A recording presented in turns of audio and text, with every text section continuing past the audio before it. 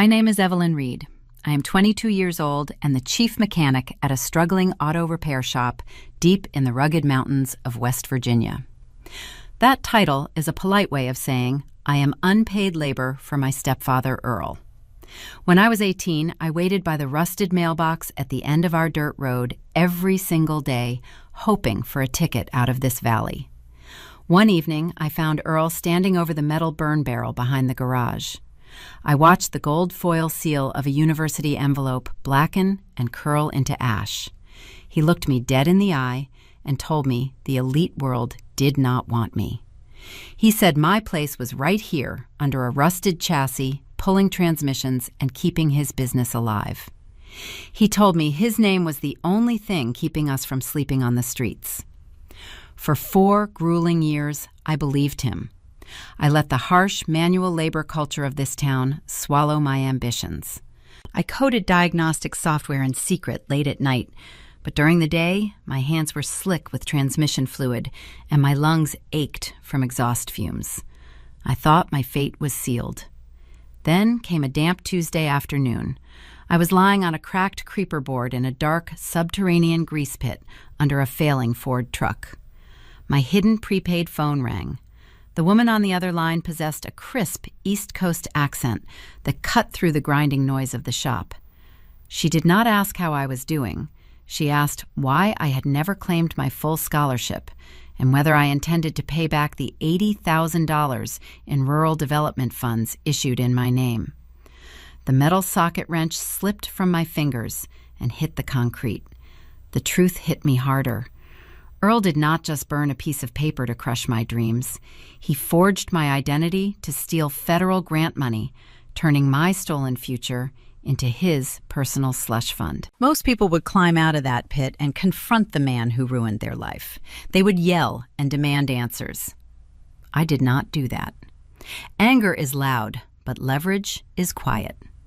I wiped the black sludge from my face and began orchestrating a multi-agency trap that would leave him with nothing. Welcome to Luke Vengeance, where toxic family loyalty meets cold, calculated justice.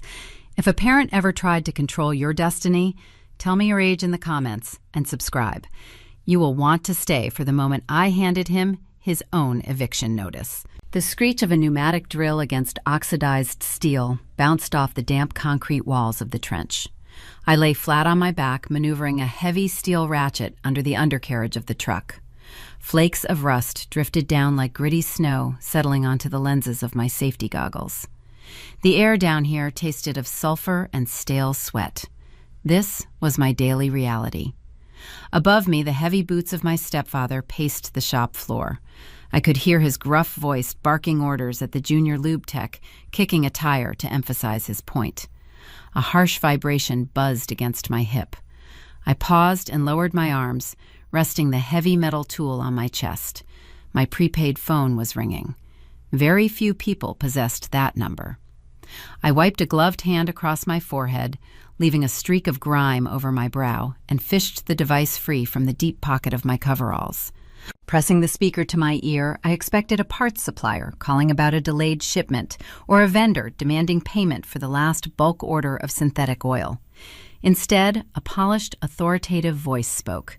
She said, "Ms. Reed, the university needs to know your final decision. The Appalachian Community Innovator Grant requires an annual audit. Since your 4-year deferral period concludes next month, we require formal verification. Are you stepping onto campus this fall, or do we need to initiate clawback protocols for the funds?" The ambient noise of the garage seemed to dissolve entirely, fading into a dull hum. I kept my voice low, barely a whisper over the sound of a distant air compressor. I asked, "Who is this?" "This is Dr. Sylvia Monroe. I direct the financial aid division." Her tone held the distinct, clipped cadence of academia, a jarring contrast to the thick rural drawls I navigated every day. "We are reviewing your file, Evelyn. You were awarded a full tuition scholarship alongside a $20,000 annual rural development grant. Our records indicate the grant checks have been cashed every single semester since the fall of your senior year. They were routed to a joint custodial account. We have quarterly progress reports detailing community infrastructure projects sponsored by your current employer. I stared up at the rusted exhaust pipe inches from my face. A cold, heavy knot formed in my stomach, anchoring me to the cracked creeper board. I repeated the words deferral and grant funds, tasting how foreign and bitter they felt on my tongue. I told her I was rejected 4 years ago. A beat of intense silence hung on the line. When Sylvia spoke again, the procedural crispness had softened into sharp concern. She said, "Ms. Reed, you were not rejected. You were our top regional applicant. We held your spot because your sponsor submitted paperwork stating you were essential to the local economic recovery." The ratchet slipped from my hand and clattered loudly against the concrete floor. The sound reverberated through the pit, but it was nothing compared to the deafening realization echoing in my mind. Earl had lied. He had stood by that metal burn barrel watching the gold seal melt into nothing and convinced me I was a failure. He weaponized the local culture, weaponized the toxic idea that manual labor was the only honest living, just to keep his unpaid chief mechanic trapped in his garage. But the cruelty went so much deeper than simple emotional manipulation. He had been forging my signature on federal compliance reports. He was siphoning Ivy League endowment money to keep this failing Rust Belt garage from going bankrupt. He stole my ticket out of the mountains and cashed it to pay his own mounting debts. "Hey!" Earl yelled from above his steel-toed boot kicking the edge of the pit. Loose dirt showered down onto my chest. He told me to stop dropping his tools and finish that transmission. He said the customer was picking it up at 4 and he needed that cash in the register today. I looked up at the silhouette of the man who had architected my prison. He stood there with his hands on his hips, a man who believed he owned my labor, my mind, and my future. The panic in my chest receded. In its place, a terrifying, icy stillness took over. I realized in that single moment that I was legally tied to a man committing ongoing wire and mail fraud. If the university initiated an official investigation right now, without my side of the story meticulously documented, the federal authorities would look at the joint account and see me as a willing co-conspirator. I would take the fall for his crimes. I could not just walk away. I could not climb out of this pit and scream at him, because a screaming match produces no evidence. Yelling is a temporary release for people without a plan. I needed a plan. I spoke to Dr. Monroe again, my voice dropping an octave, steady and chillingly calm. I told her I needed her to email me those disbursement logs. I told her to send them to a secure server, and I would text her the encrypted address. I warned her not to mail any more physical letters to this house. I said I was going to need everything she had. She told me we could alert the authorities right now if I was in immediate danger, her academic tone slipping into genuine alarm. I told her I was not in danger, but my stepfather was. I asked her to give me a few days to gather my own records. I promised to contact her when I had undeniable proof. I hung up the phone and slipped it back into my pocket. For 4 years, I had operated under the assumption that I was not smart enough to leave this town. Now I knew I was sitting on a gold mine of intellectual property and stolen funds. The software I had been coding in secret late at night, an algorithm that could diagnose engine failure through sound frequencies, was still mine. Earl knew nothing about the code, but his biological son Travis had been snooping around my laptop lately. Travis wore expensive clothes he never worked in and harbored arrogant dreams of franchising the shop. If Travis or Earl found out about my software or the university call, they would destroy my laptop and shred the remaining financial documents to cover their tracks. I grabbed the ratchet and slid back beneath the transmission, holding the heavy metal steady. I had a narrow window to dismantle a 4-year lie. I needed to access his locked filing cabinets, cross-reference the daily cash flow ledgers with the university disbursement dates, and secure a copy of the forged signature cards from the community bank downtown.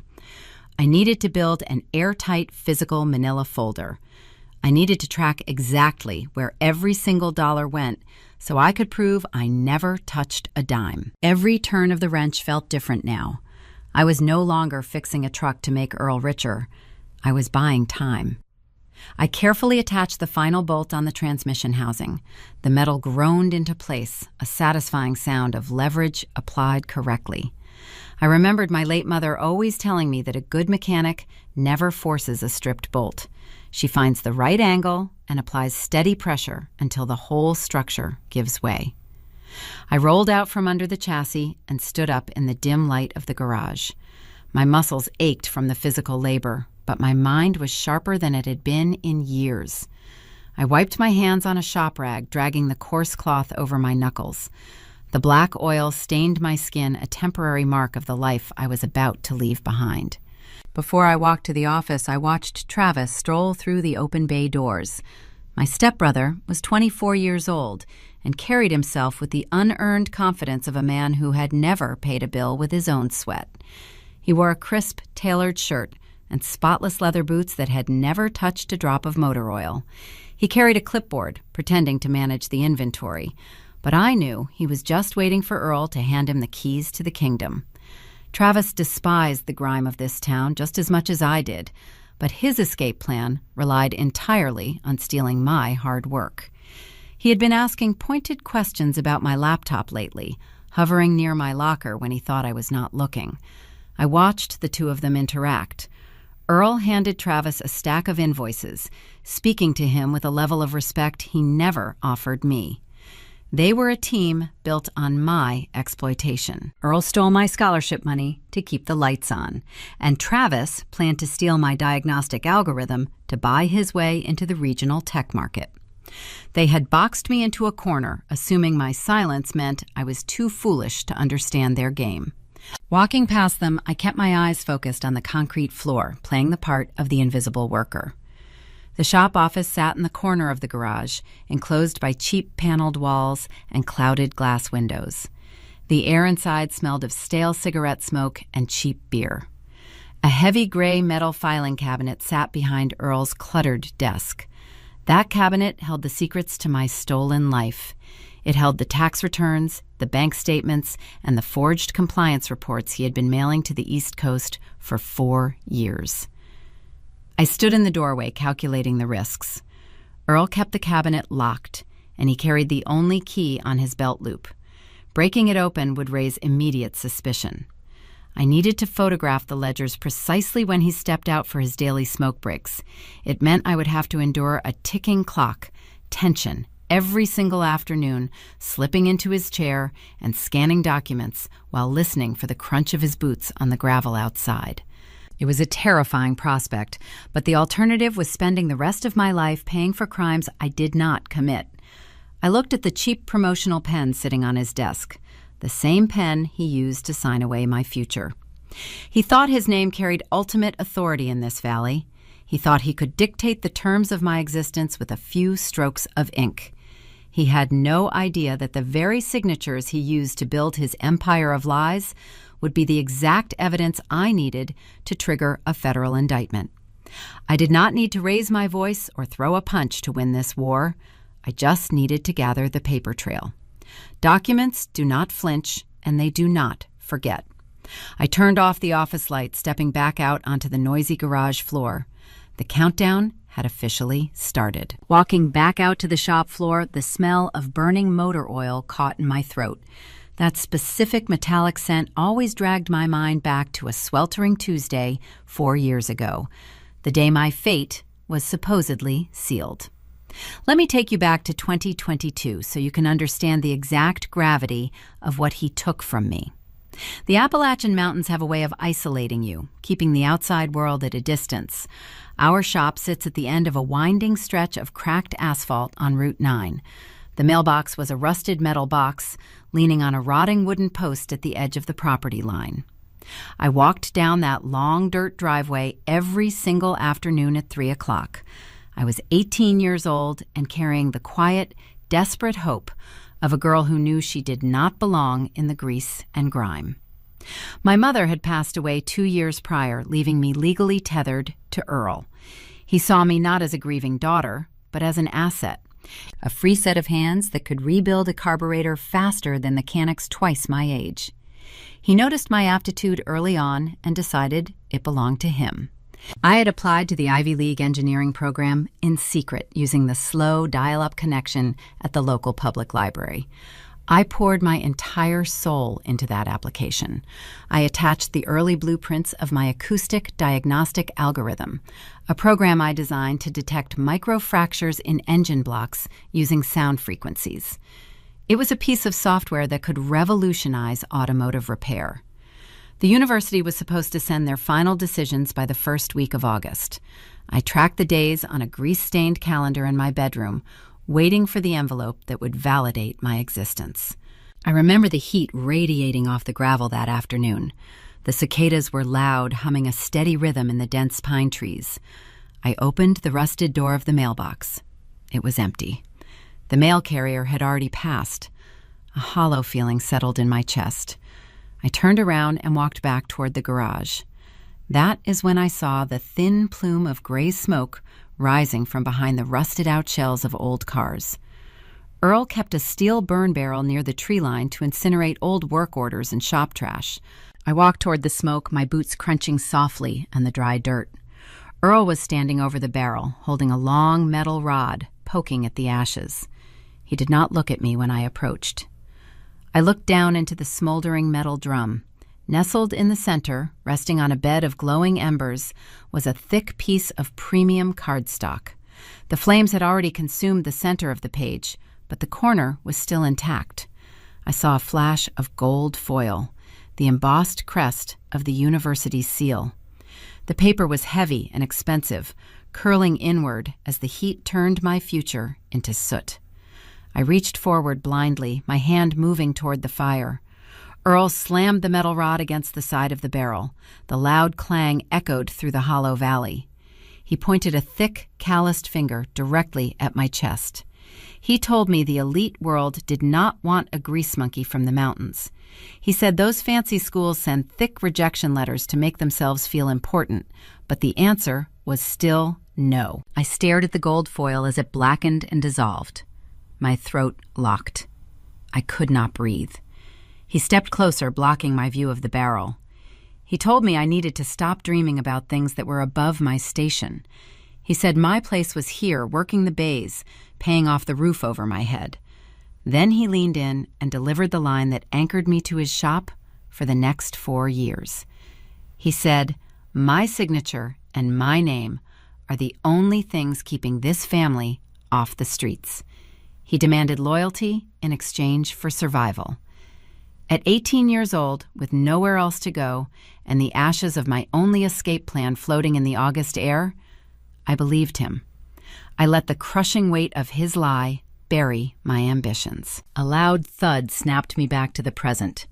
Earl kicked the front tire of the Ford truck. He yelled my name across the shop floor, demanding to know why I was standing around daydreaming.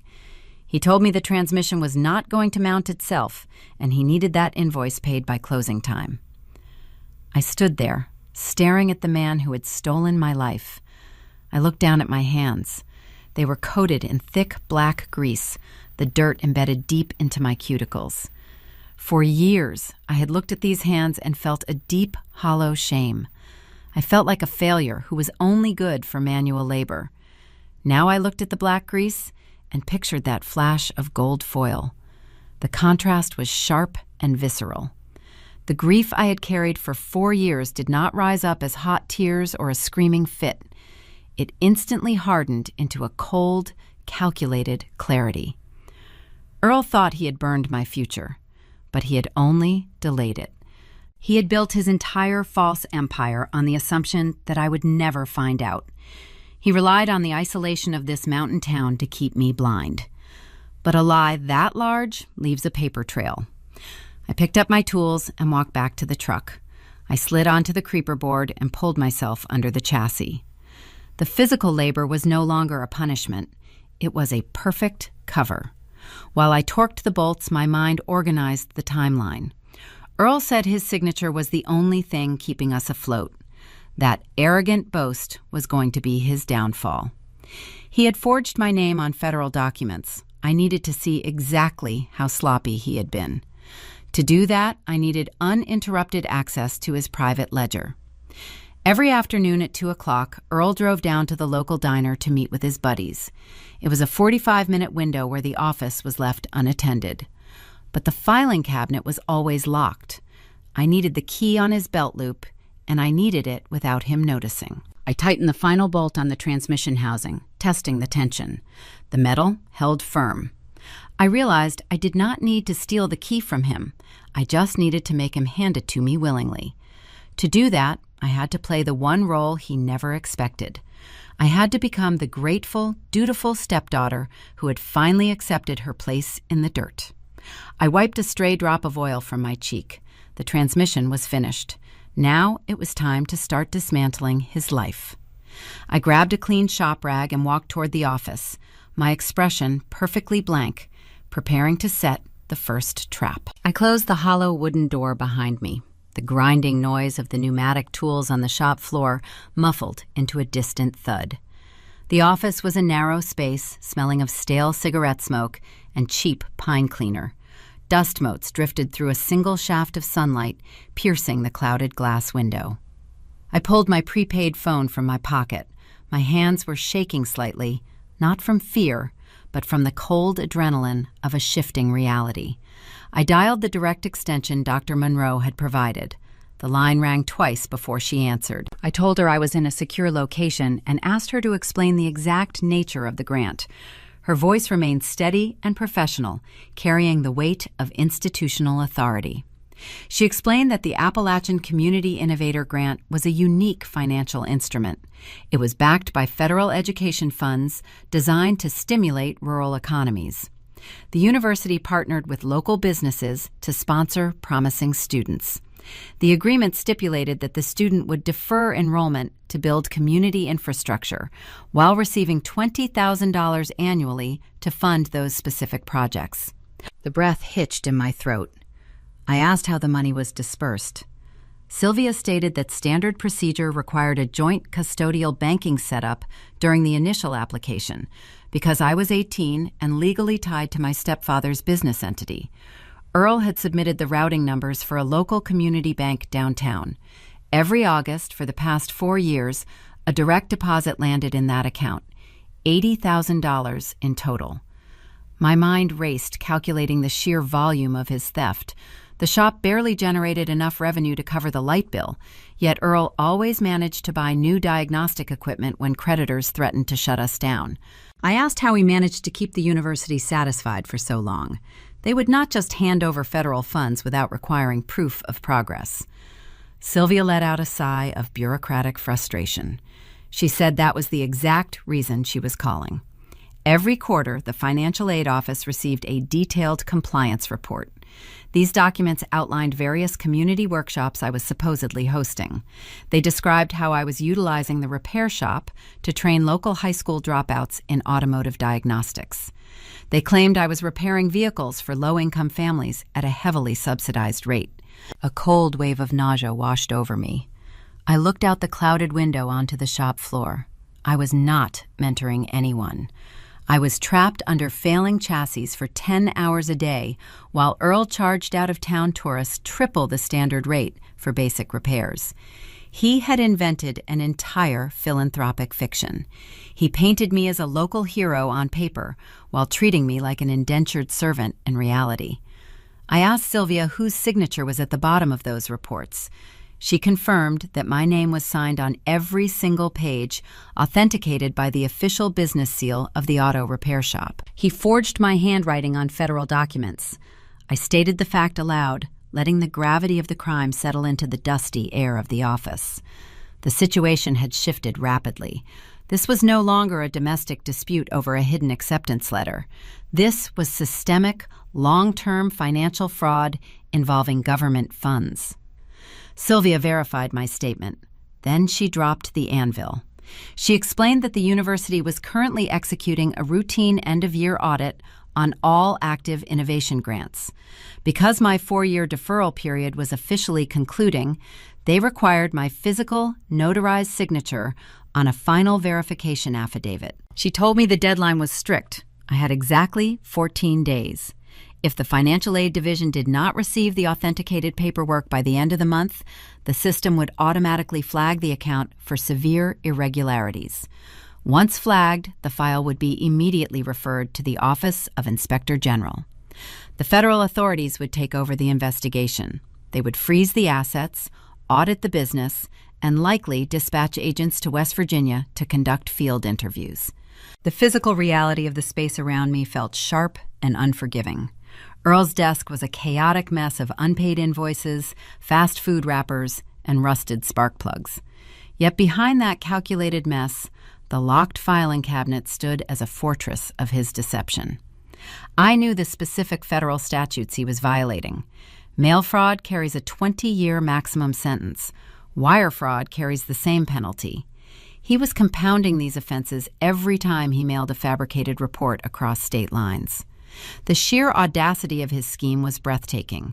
He had leveraged my intelligence to secure the funding, then relied on my supposed ignorance to sustain it. The rugged mountains surrounding this valley had always felt like a natural barrier keeping the rest of the world out. I used to look at those tree-lined ridges and imagine the cities beyond them. Now those same mountains felt like the high stone walls of a prison courtyard, holding me inside a closing trap. I realized the terrifying legal jeopardy of my position. I was an adult in the eyes of the law. My legal name was attached to the joint banking profile receiving the deposits.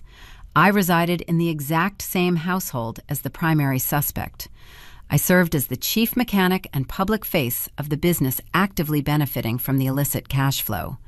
If a team of federal agents breached those bay doors tomorrow, they would not see a captive. They would see a willing accomplice. They would see a brilliant young woman who supposedly architected the entire scheme.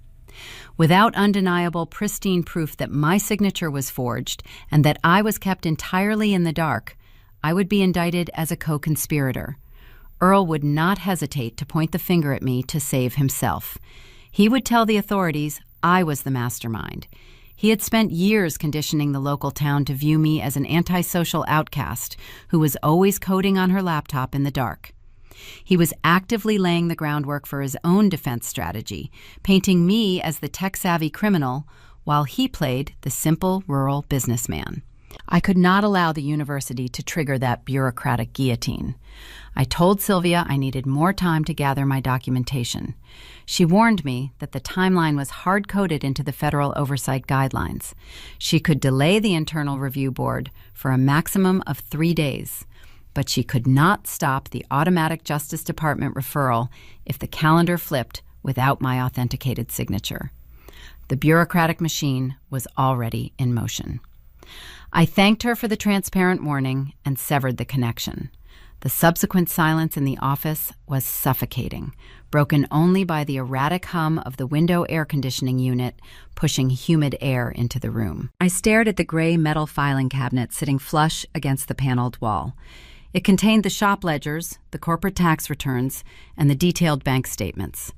To clear my name and systematically dismantle his empire, I needed to extract those original documents. I needed to prove the flow of money bypassed my hands entirely. But Earl kept that cabinet secured with a thick industrial brass padlock. The solitary key rested on a metal ring clipped securely to his leather belt loop. Breaking the shackle would tip him off immediately. He would destroy the ledgers with the same ruthless efficiency he used to burn my university envelope. I heard the heavy crunch of gravel outside the single-pane window. The familiar rumble of Earl's diesel pickup truck vibrated through the floorboards. He was supposed to be at the diner eating meatloaf with the other local mechanics for another 20 minutes. My heart hammered a frantic rhythm against my ribs. Heavy, deliberate footsteps approached the office. The brass door handle rattled loudly. I was standing directly in the center of his private sanctuary, holding a prepaid burner phone with fresh oil stains marking my princess on his pristine linoleum floor. I shoved the device deep into my reinforced pocket just as the door swung open. Earl filled the narrow doorway, his broad shoulders blocking any chance of escape. His face was flushed red with an uncharacteristic, frantic urgency. He demanded to know what I was doing snooping around his private desk. The quiet investigation was instantly compromised. I needed to produce a flawless, unassailable lie in the next 3 seconds, or the paper trail would vanish forever. Earl stood in the doorway, blocking the only exit. His chest heaved and his eyes darted around the confined space, searching for evidence of betrayal. I did not flinch. I did not take a defensive step backward. Showing fear would validate his paranoia and invite a physical confrontation I could not win. Instead, I casually reached toward the cluttered surface of his desk and picked up a cheap plastic promotional pen resting near his stained coffee mug. I held the object up, rotating it slowly between my grease-stained fingers. I told him the shop floor was completely out of dry erase markers, and I needed something to write the torque specifications for the Ford transmission on the whiteboard. My voice was incredibly flat, carrying the dull exhaustion of a battered employee who only cared about finishing her shift. He scrutinized my face, looking for a single crack in the facade. The heavy silence stretched, pulling the tension taut across the small room. Finally, he stepped forward, snatched the pen from my hand, and tossed it toward my chest. He ordered me to get out of his private office and get back into the grease pit where I belonged. I nodded, keeping my eyes lowered in submissive obedience, and walked past him. My shoulder brushed against his thick flannel shirt as I exited. The immediate threat was neutralized, but the close call sent a glaring warning through my mind. I could not rely on luck to access that filing cabinet again. The risk of discovery was too severe. I needed a distraction so monumental it would permanently disarm his suspicions. I needed to feed his monstrous ego. That evening, the air inside our manufactured home felt thick with the smell of fried pork chops and lingering stale tobacco. The faded floral wallpaper in the kitchen was peeling at the corners, a constant reminder of how much this house had decayed since my mother passed away. She used to fill these rooms with warmth and meticulous care, but now the structure was just a hollow shell designed to serve his comfort. We sat across from each other at the scratched Formica dining table. The television hummed in the background, broadcasting a local sports channel. Earl ate his meal with aggressive mechanical bites, oblivious to the tactical warfare happening right across the table. I took a slow breath, forcing my posture to shrink. I rounded my shoulders, mimicking the defeated stance of a girl who had finally surrendered to the weight of the mountains. I broke the silence with a soft, hesitant tone. I told him I needed to ask for a favor. He paused his fork halfway to his mouth, his eyes narrowing with immediate defensive suspicion. I said I needed a $500 advance on my shop wages. The request was objectively laughable, considering I worked 60-hour weeks for free room and board, but playing the part required asking permission for my own worth. He demanded to know why I needed that kind of cash. I looked down at my plate, playing the role of a timid, blushing rural girl. I told him I needed the money to put a down payment on a wedding dress. The clatter of his fork hitting the porcelain plate echoed in the quiet kitchen. I explained that I had been secretly seeing Caleb. Caleb was a local boy who loaded heavy wooden pallets at the agricultural feed mill on the edge of town. He represented the ultimate Appalachian dead end. He drove a rusted truck, drank cheap beer on the weekends, and was destined to break his back for minimum wage until his body gave out. I told Earl that Caleb had proposed behind the bleachers at the high school football field last weekend, and we were planning a quiet ceremony in the spring. I watched the psychological gears turn behind his calloused face. For a moment, he evaluated the claim, searching for deception. Then a slow, predatory grin stretched across his features. To Earl, a working-class domestic marriage was the ultimate trap for a woman. If I married Caleb, I would be tethered to this isolated valley forever. I would move into a cheap trailer down the road, produce grandchildren, and continue fixing his customer vehicles until my hands stopped working. My supposed engagement was the final nail in the coffin of my Ivy League ambitions.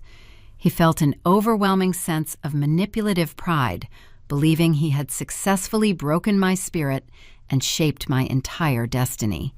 He let out a loud, booming laugh that chilled my blood. He told me he always knew I would settle down and realize where my true loyalties lay. He agreed to pull the cash from the register on Friday.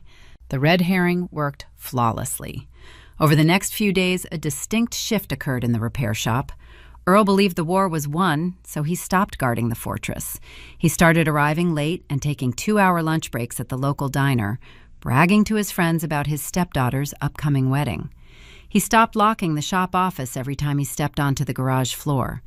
His arrogance bred profound carelessness. On Thursday afternoon, the sun beat down on the corrugated metal roof, turning the garage into a sweltering oven. Earl was out front smoking a cigarette and swapping hunting stories with the delivery driver. I wiped the grease from my hands and slipped unnoticed into the back office. The window air conditioning unit rattled loudly, providing excellent audio cover. I approached the heavy gray filing cabinet. The brass padlock hung open, the shackle disengaged. He had accessed a customer invoice earlier and simply forgot to secure it. I pulled the heavy top drawer open. The scent of aged paper and metallic ink drifted upward. I retrieved my prepaid smartphone from my pocket, navigating directly to the camera application. My fingers moved with rapid, practiced precision. I bypassed the stacks of irrelevant vendor receipts and located the thick manila folders labeled with the shop financial years. I pulled the ledger for 2022, laying it flat on the cluttered desk. I carefully positioned my body to block the glare from the overhead fluorescent bulb. I ran my finger down the column of incoming cash flows. The dates aligned with terrifying accuracy. August 14th showed a direct deposit of $20,000. There was no corresponding customer invoice. It was listed merely as an owner equity injection. I snapped a clear, high-resolution photograph. I turned the page, moving to the following year. Another massive deposit, matching the exact timeline Dr. Monroe had outlined. Click. I captured every single page, documenting the systematic routing of federal grant money into his business operating accounts. I dug deeper into the drawer, locating the physical deposit slips returned from the community bank. There it was. My name, signed in blue ink, authorizing the transfer of funds from the joint custodial account into the primary business ledger. The loops were sloppy, the pressure uneven. It was a crude forgery, but sufficient to fool a disinterested rural bank teller. I photographed each slip, ensuring the dates and amounts were perfectly legible. The digital shutter sounds were the quiet drumbeats of his impending ruin. I had the financial paper trail. I had the proof that the money sustained his commercial enterprise while I remained an unpaid laborer. I carefully returned the ledgers to their exact original positions inside the hanging folders. I slid the heavy metal drawer shut, leaving the brass padlock hanging open exactly as I had found it. The physical evidence was now securely backed up on a remote encrypted server. I slipped the phone back into the deep pocket of my coveralls and exited the office, stepping back into the humid air of the garage. The first phase of my strategy was complete. I felt a surge of cold triumph coursing through my veins. That feeling evaporated the moment I walked toward my personal tool station. My workspace was tucked into the far corner of the bay, shadowed by a towering hydraulic lift. I kept my personal laptop locked inside a vented red steel cabinet beneath my wrenches. It was the machine holding my proprietary diagnostic algorithm. As I approached, I noticed a subtle discrepancy. The heavy master lock on the cabinet was engaged, but the steel door was slightly misaligned, resting a fraction of an inch outside its designated track. Someone had been tampering with the hinges, trying to bypass the locking mechanism without the combination. I crouched down, examining the fresh, silver scratch marks on the painted metal. Small, curly metal shavings dusted the concrete floor. A shadow fell over the ground behind me. I turned my head slowly. Travis was standing 3 feet away, holding a clipboard. My stepbrother wore a crisp, unblemished shirt and a smug, arrogant expression. His eyes darted from the scratched steel cabinet directly to my face. The threat was no longer just the federal audit or Earl's financial fraud. Travis was actively hunting for my intellectual property, and he was getting dangerously close to forcing the lock. Travis stood 3 feet away, his shadow draped over my workspace, obscuring the overhead fluorescent light. I rose from my crouched position, keeping my body carefully positioned between him and the scratched metal door. He tapped a plastic pen against his inventory clipboard.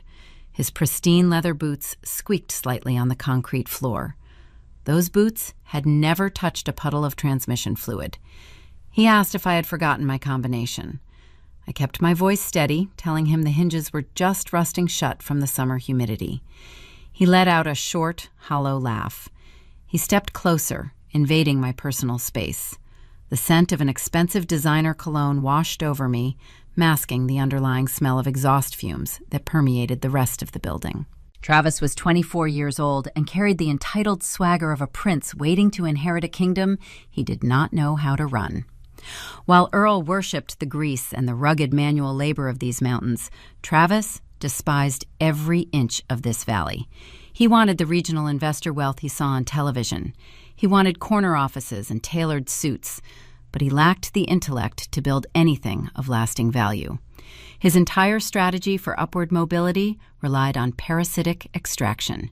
He survived by leeching off his father's authority, and now he intended to leech off my mind. A few months ago, I made a critical error. I stayed late in the shop compiling lines of code on my laptop. I did not hear him enter the maintenance bay. He stood over my shoulder and watched the screen interface. He asked what the audio wave graphics represented. I should have shut the lid immediately, but I hesitated. That brief hesitation gave him enough time to read the header file. Acoustic Engine Diagnostic Algorithm. I had spent 3 years developing a proprietary software program capable of identifying mechanical failures through sound frequencies. An engine speaks a very specific language. A healthy cylinder creates a rhythmic, predictable hum. A hairline fracture inside a piston emits a microscopic acoustic anomaly long before the component physically shatters. My software utilized a simple directional microphone to capture that audio, translating the invisible fractures into clear visual data. It was an industry disruptor. It could save commercial logistics companies millions of dollars in preventative maintenance. Travis knew I was sitting on a gold mine. He did not understand the underlying code, but he understood the market value. Now he stood in front of my locker, pointing the edge of his clipboard at the scratched steel. He lowered his voice so the junior technicians across the floor could not hear our conversation. He told me it was incredibly selfish to keep $1 million idea locked inside a rusty box. He said I was just a mechanic with dirt under her fingernails, and regional investors would never take a meeting with someone who looked like me. He proposed a business partnership. He offered to act as the chief executive officer, taking the software to the tech hubs in the neighboring states to secure venture funding. He generously offered me a 10% royalty for doing the initial grunt work. I looked at his clean, manicured hands. If I refused him outright, he would wait until I went home to sleep and use a heavy steel crowbar to pry the cabinet open. He would steal the hard drive and lock me out of my own creation. I was already fighting a suffocating war against Earl to avoid a federal fraud indictment. I could not afford a volatile physical confrontation with his son. I needed to fight this battle on a separate front. I needed to weaponize his fragile ego. I forced my shoulders to relax, exhaling a long sigh of manufactured defeat. I told him he was probably right. I said I did not know the first thing about corporate pitches or venture capital boardrooms. I looked down at my stained coveralls, playing the part of the insecure rural worker who felt out of her depth. I told him the algorithm was only 80% complete and the user interface was still too buggy to present to serious investors. I asked him to give me 1 more week to polish the visual dashboard so his presentation would look flawless. I promised to hand over the flash drive the moment the code was stabilized. The hungry ambition in his eyes flared. He puffed out his chest, absorbing the flattery like a dry sponge soaking up water. By validating his self-appointed superiority, I successfully diffused the immediate threat. He believed he had negotiated a lucrative surrender. He nodded sharply, telling me to work faster, because he already had preliminary meetings lined up in the city. He turned around and strutted back toward the front office, his leather boots echoing across the concrete floor. I turned back to my locker, tracing my finger over the fresh, silver scratches on the painted metal. The claustrophobic tension in the garage thickened, pressing against my lungs. I was trapped in a grueling two-front war. Earl was stealing my past and my present, while Travis was plotting to steal my future. Every single moment I spent away from the vehicles was now scrutinized by 2 generations of predators. If Earl saw me lingering in the office, he would suspect I was snooping through his financial ledgers. If Travis saw me typing on the laptop, he would demand immediate access to the intellectual property. I had to maintain the grueling physical pace of a chief mechanic while orchestrating a complex legal defense in the shadows. I re-engaged the master lock on the steel cabinet and picked up a heavy wrench, returning to the customer vehicles. The photographs of the ledgers stored on my encrypted server were a crucial victory, but my analytical mind recognized a glaring vulnerability. The digital images proved that $20,000 entered the business account every August. They proved the dates aligned with the university disbursements. However, they did not definitively prove that Earl committed the forgery. A sharp defense attorney could argue that I willingly signed those deposit slips and handed the money over to help the family business. They could claim the current dispute was just a bitter domestic disagreement over a verbal loan. To secure an airtight federal indictment, I needed absolute proof of coercion and identity theft. I needed to establish a clear chronological discrepancy in the handwriting. I needed the original signature cards from the community bank. The financial institution required all account holders to sign a physical card upon the creation of a joint custodial account. That card served as the official metric for verifying future transactions.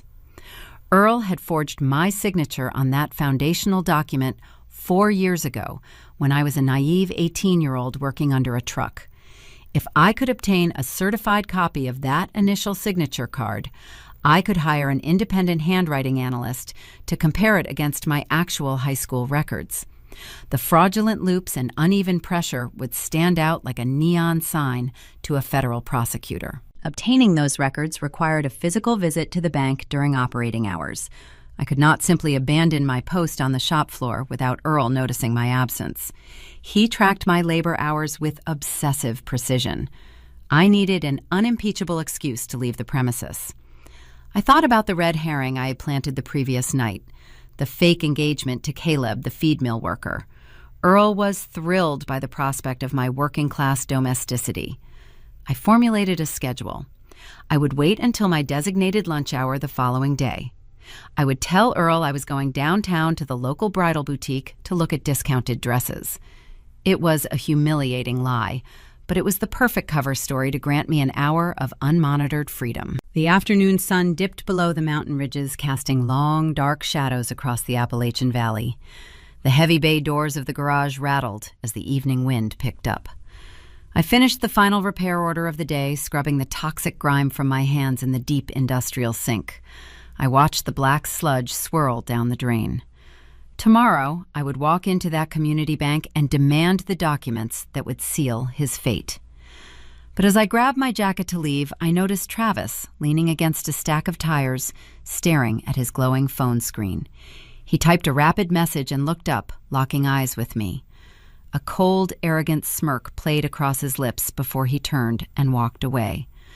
A faint alarm bell rang in the back of my mind, warning me that the board was shifting in ways I could not yet see. The morning sun burned through the dense Appalachian fog hanging over the valley.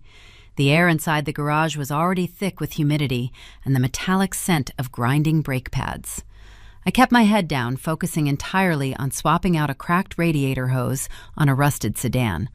My muscles worked on autopilot, while my mind rehearsed the exact sequence of lies I needed to tell.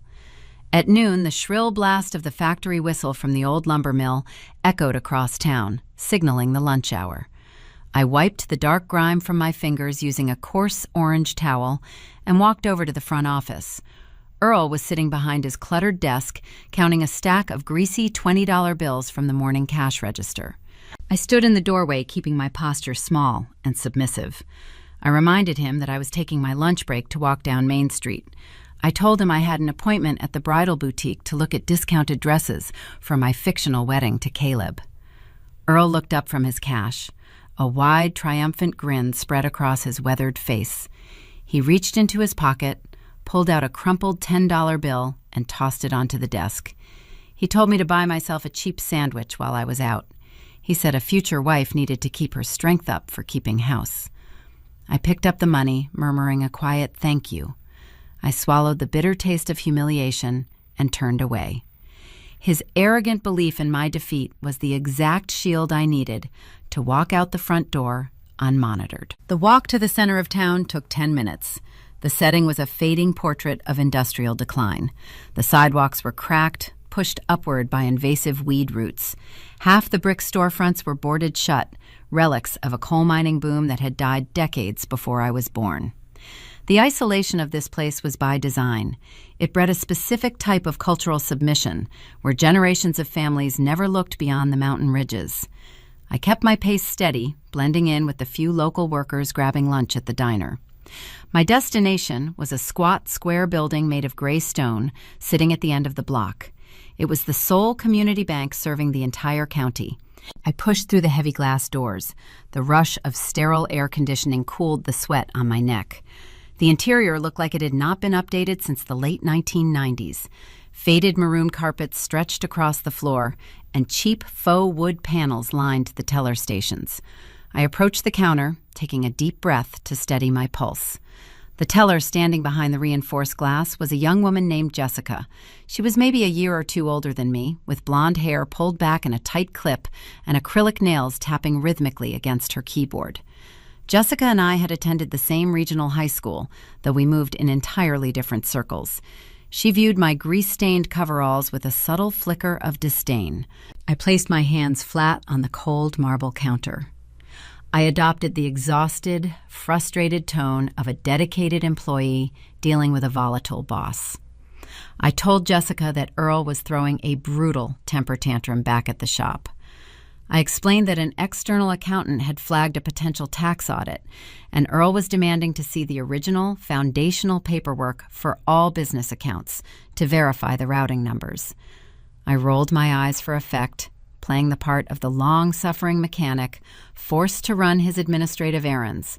I said I specifically needed the initial joint custodial signature cards from 4 years ago and the corresponding deposit slips from the August disbursements. In a large corporate bank located in a major city, my request would have triggered a cascade of security protocols. A teller would demand identification, account passwords, and perhaps the physical presence of the primary account holder. But this was a rural Appalachian town where informal networks bypassed official rules. Jessica knew I ran the daily operations at the garage. She knew Earl possessed a notoriously short temper. She did not want to risk a phone call from him screaming about bureaucratic delays. She popped her chewing gum, gave a sympathetic nod regarding Earl's foul mood, and turned toward the archaic filing cabinets in the back room. I stood alone at the counter, listening to the dull hum of the fluorescent lights overhead. Every second stretched into an eternity. If Earl decided to call the bank to check the daily balance while I was standing here, the entire operation would instantly implode. After 3 agonizing minutes, Jessica returned carrying a thin manila folder. She slid it under the gap in the security glass, pushing it toward me. She said she could not let me take the original documents off the premises, but I was free to review them here. I opened the folder. The top page was a faded white cardstock form dated 4 years prior. It was the foundational signature card establishing the joint account intended to receive my university grant money. I stared at the bottom line where my legal name was written in dark blue ink. The visual contrast between the ink on the page and my actual identity was jarring. I possess a highly analytical engineering mind.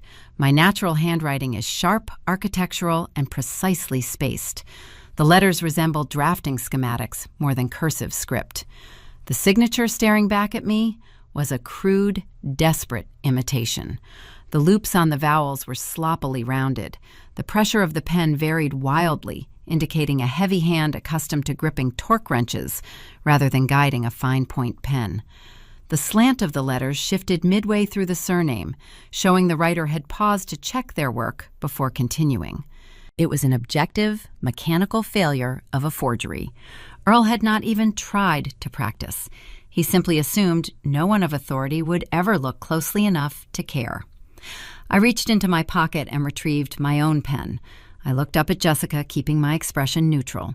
I told her the accountant required formal documentation to satisfy the audit board. I asked her to run the signature card and the August deposit slips through the copy machine and stamp them with her official notary seal. I placed a crisp $20 bill on the counter to cover the administrative fees. Jessica shrugged, grabbing the papers and walking over to the heavy scanning machine in the corner. The bright light of the copier flashed across the dim room. She returned a moment later, aligning the fresh copies on the counter. She picked up her heavy brass notary stamp and pressed it down hard onto the bottom of each page. The loud, solid thud of the stamp striking the paper was the most beautiful sound I had heard in 4 years. That raised seal transformed a piece of paper into irrefutable, certified legal evidence. She signed her own name across the seal, authenticating the date and the exact time of the reproduction. I gathered the certified copies, sliding them carefully into a protective envelope I had brought in my jacket. The paper trail was finally secured. I had the physical leverage required to protect myself from a federal indictment and shift the crosshairs directly onto the man who forged the documents. I thanked Jessica for her prompt help and turned away from the counter, feeling a surge of quiet, absolute victory. As I walked toward the glass exit doors, I paused to adjust the collar of my jacket. The bank lobby featured a large, decorative mirror hanging on the side wall, designed to make the small room appear wider. I glanced into the reflection to check my appearance before stepping back into the humid street.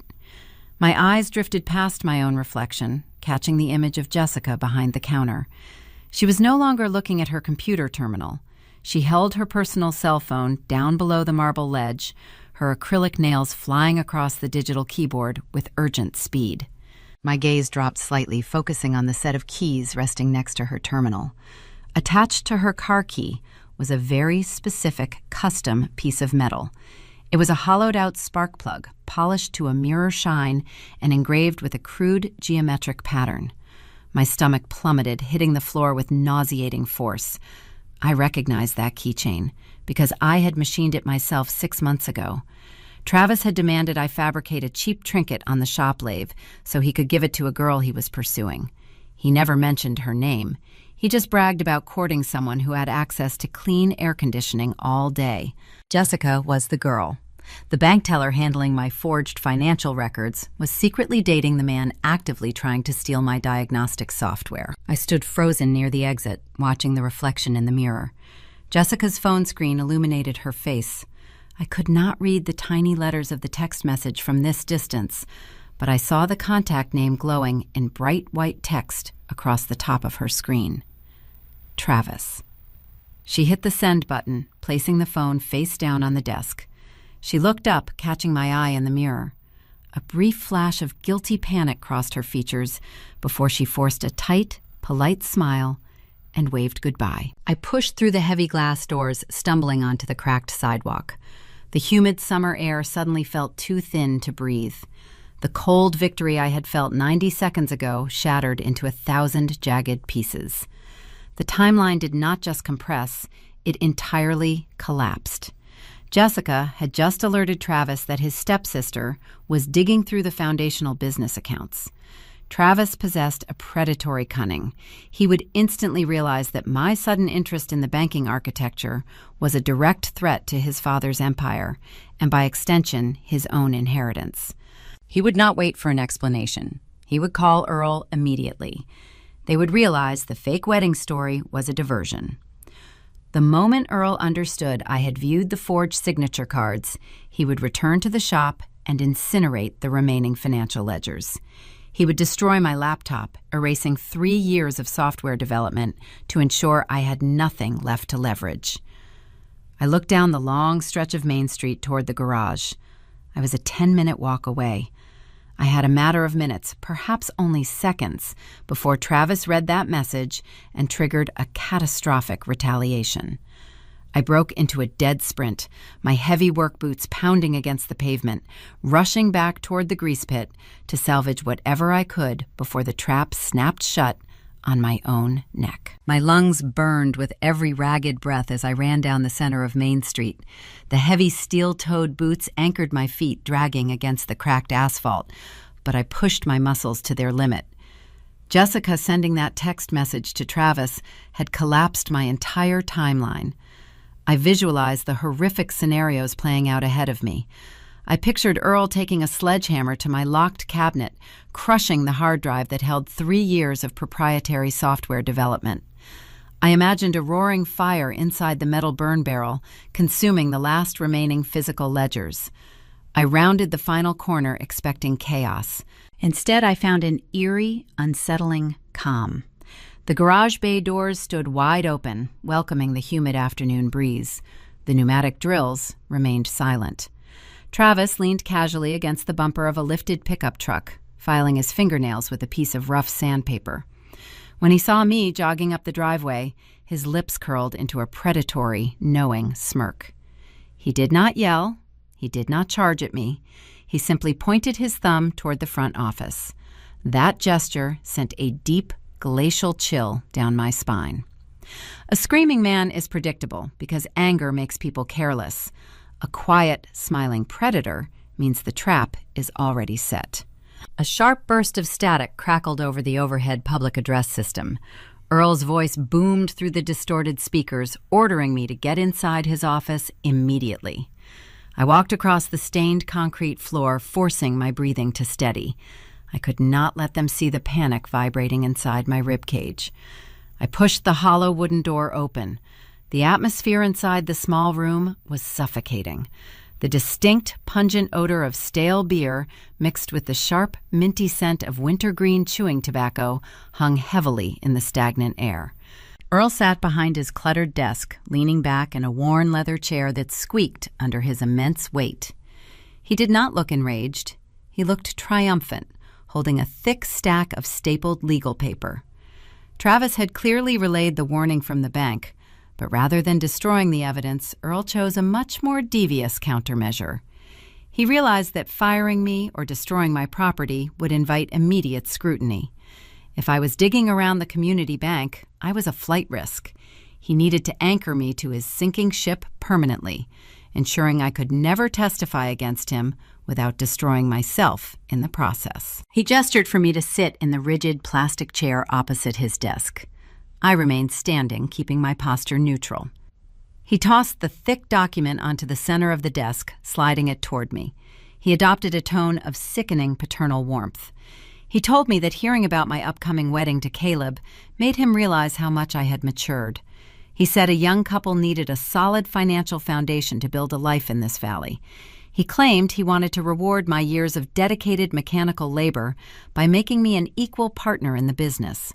I looked down at the contract. The header read, Operating Agreement and Transfer of Equity. My sharp, analytical mind instantly shifted into diagnostic mode. I did not focus on the bold print promising a 50% share of the gross profits. I bypassed the generous introductory clauses and scanned the dense, microscopic paragraphs buried on the third page. My eyes locked onto the indemnification and liability assumption articles. The legal jargon was complex, heavily layered with corporate shielding phrases, but the underlying mechanism was brutally simple. By signing this document, I would officially assume half of all existing commercial debt. I knew exactly what that meant.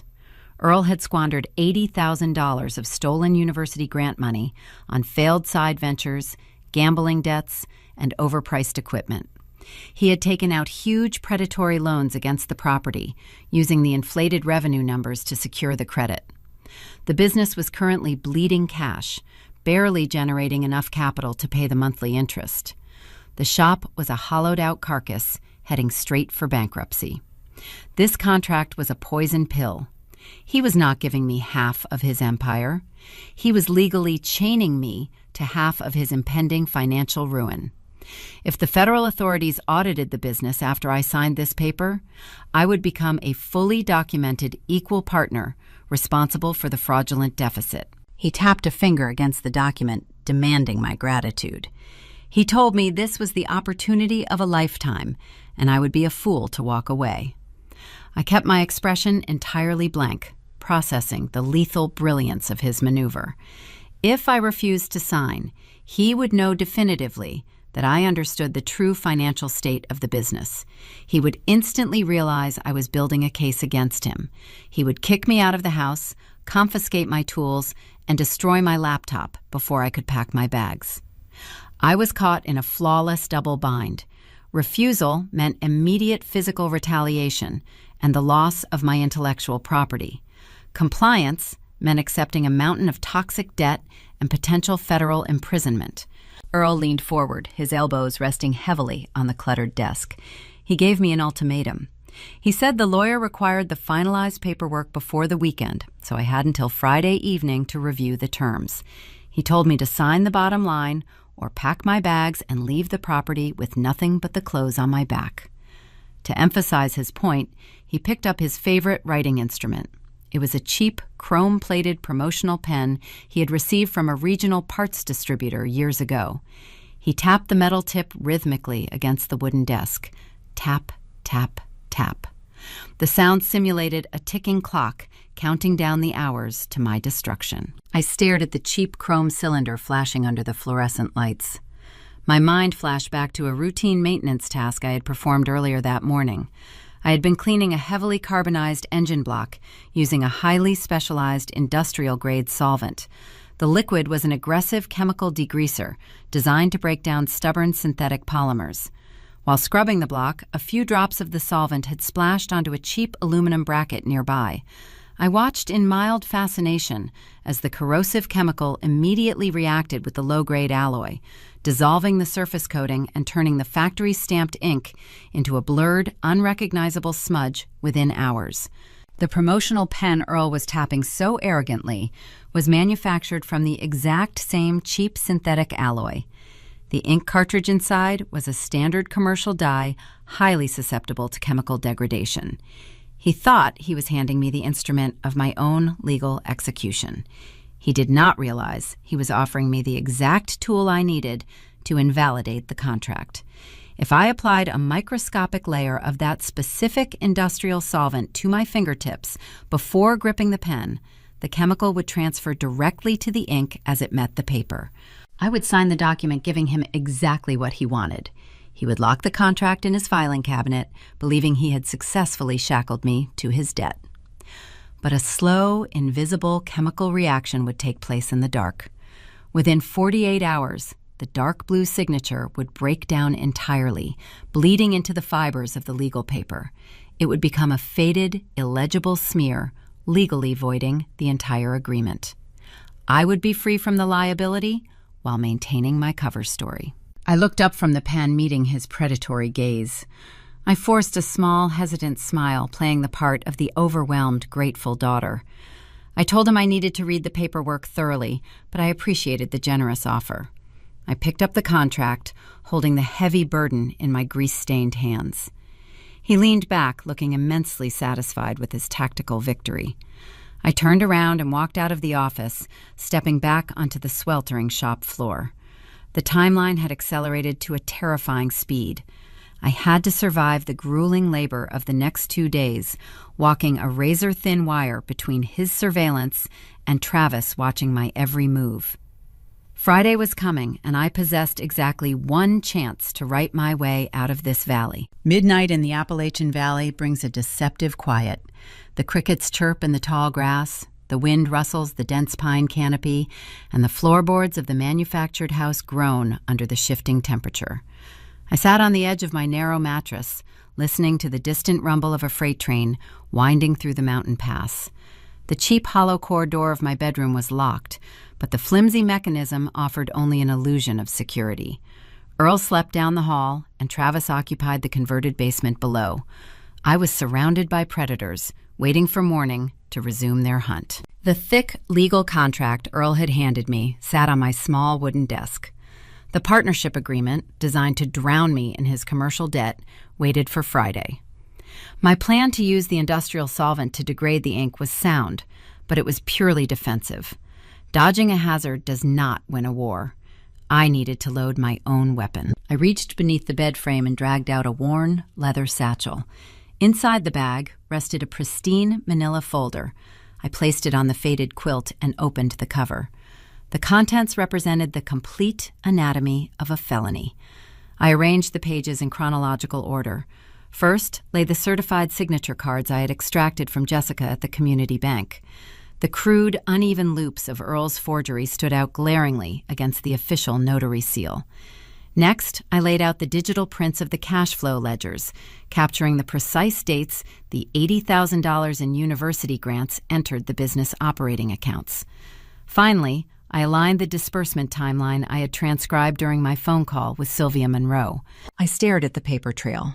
The magnitude of the impending confrontation began to press against my ribs.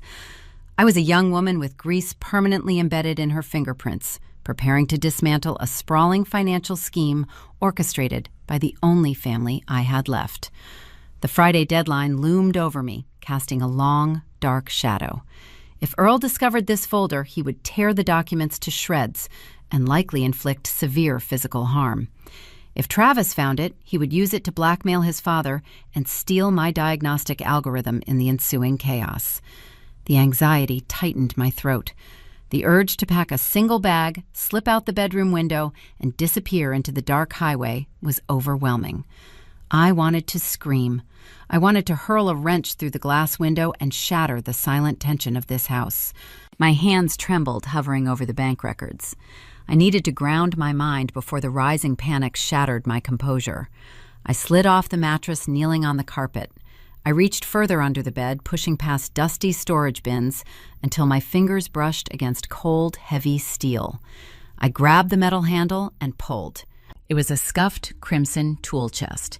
The paint was chipped, revealing layers of oxidized iron underneath. The latches snapped open with a sharp mechanical click. Inside, nestled in custom-molded velvet slots, lay a set of polished chrome wrenches, ratchets, and precise measuring calipers. They did not belong to Earl. They belonged to my mother, Clara. My mother was a woman born into the rugged, unforgiving culture of these ridges.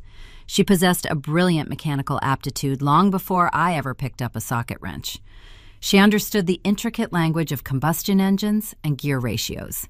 She married Earl, seeking a stable provider when the regional coal mines began shutting down, laying off thousands of workers. She believed his auto repair business would shield us from poverty. She did not realize his ambition was a hollow facade masking a deep, manipulative cruelty. Clara passed away from a sudden respiratory illness before she could untangle us from his grip, leaving me her tools and her quiet endurance. I ran my thumb over the smooth, cold surface of a half-inch wrench. A visceral memory washed over me, vivid and sensory. I was 12 years old, standing in the sweltering heat of the gravel driveway. We were trying to repair a seized alternator on a rusted agricultural tractor. I was gripping a long steel breaker bar, pulling with every ounce of my meager body weight, trying to loosen a corroded mounting bolt. My palms were blistered.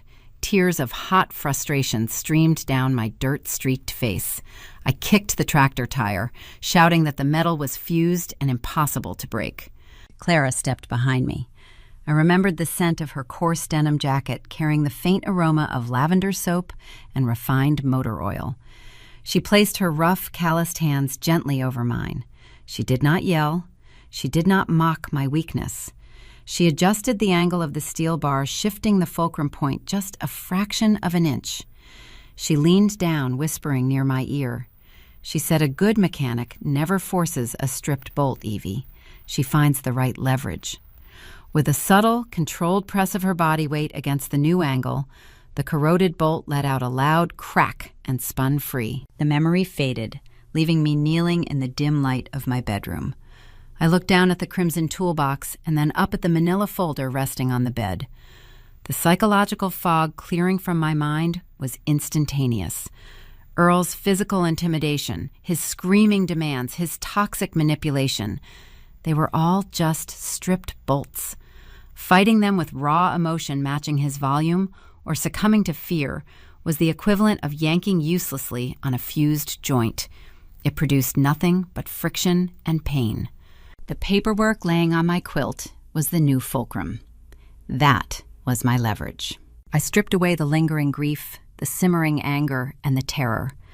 I shed the identity of the abused, trapped stepdaughter. I rose from the floor, transitioning into an architect of cold procedural ruin. I walked over to the desk, pushing the toxic partnership contract aside. I retrieved my personal laptop from my backpack, opening the screen and adjusting the brightness to its lowest setting to avoid casting light under the bedroom door. I opened a blank word processing document.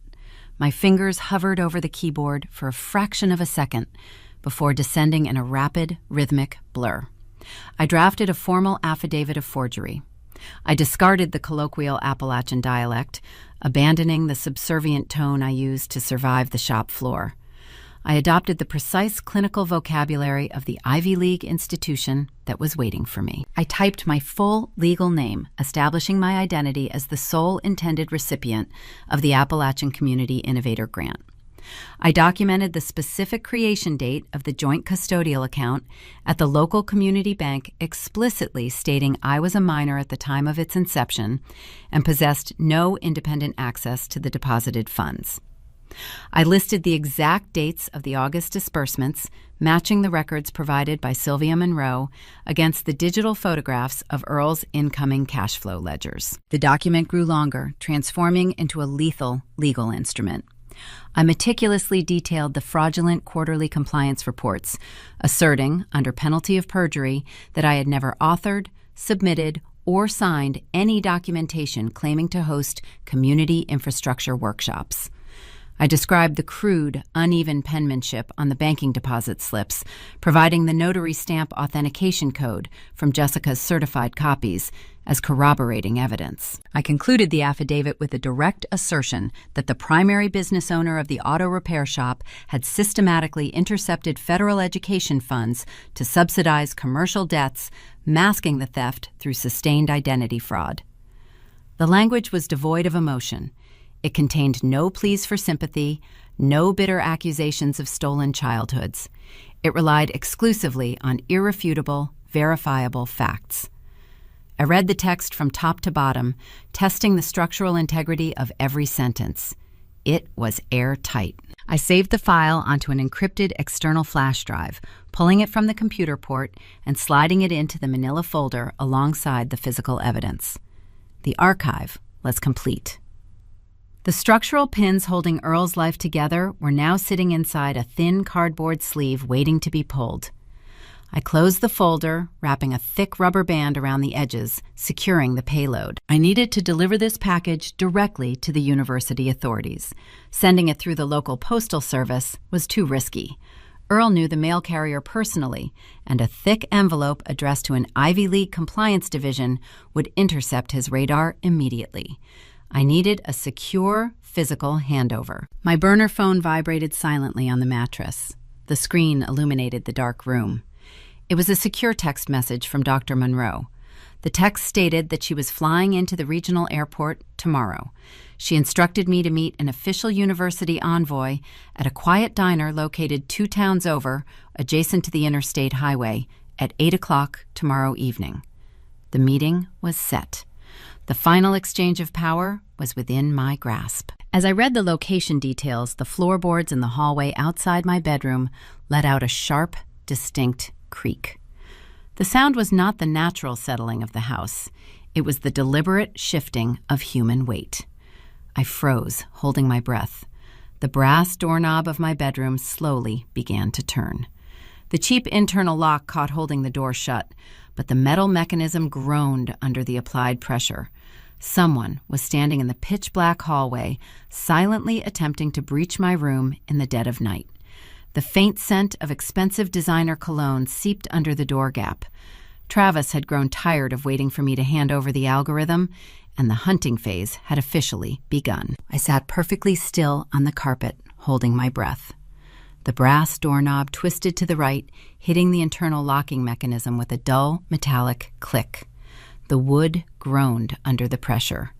Travis applied steady forward weight against the cheap, hollow core door. I reached out and wrapped my fingers around the cold, heavy steel of the half-inch wrench. If the frame splintered, I was prepared to swing aimed directly at his kneecap. I did not move a single muscle. I did not speak. A heavy, suffocating silence descended over the dark hallway. A faint whisper slithered through the narrow crack beneath the door. He called my name softly, testing my awareness. I remained a statue. After 2 agonizing minutes, the pressure released. His leather boots retreated down the hall, fading into the ambient noise of the sleeping house. He had decided the risk of waking Earl was too high for a midnight burglary. He would wait for a better opportunity. The immediate physical threat passed, but the psychological clock ticked relentlessly forward. The next day, the sun rose, bringing a suffocating Appalachian humidity that settled over the valley like a wet blanket. I hid the manila folder deep inside the zippered lining of my heavy work jacket. The hours on the shop floor dragged with agonizing slowness. I performed routine oil changes and rotated tires, playing the part of the obedient, exhausted laborer. Travis avoided my gaze entirely. He spent the entire afternoon pacing the front office, making hushed phone calls, and reviewing his pristine clipboard.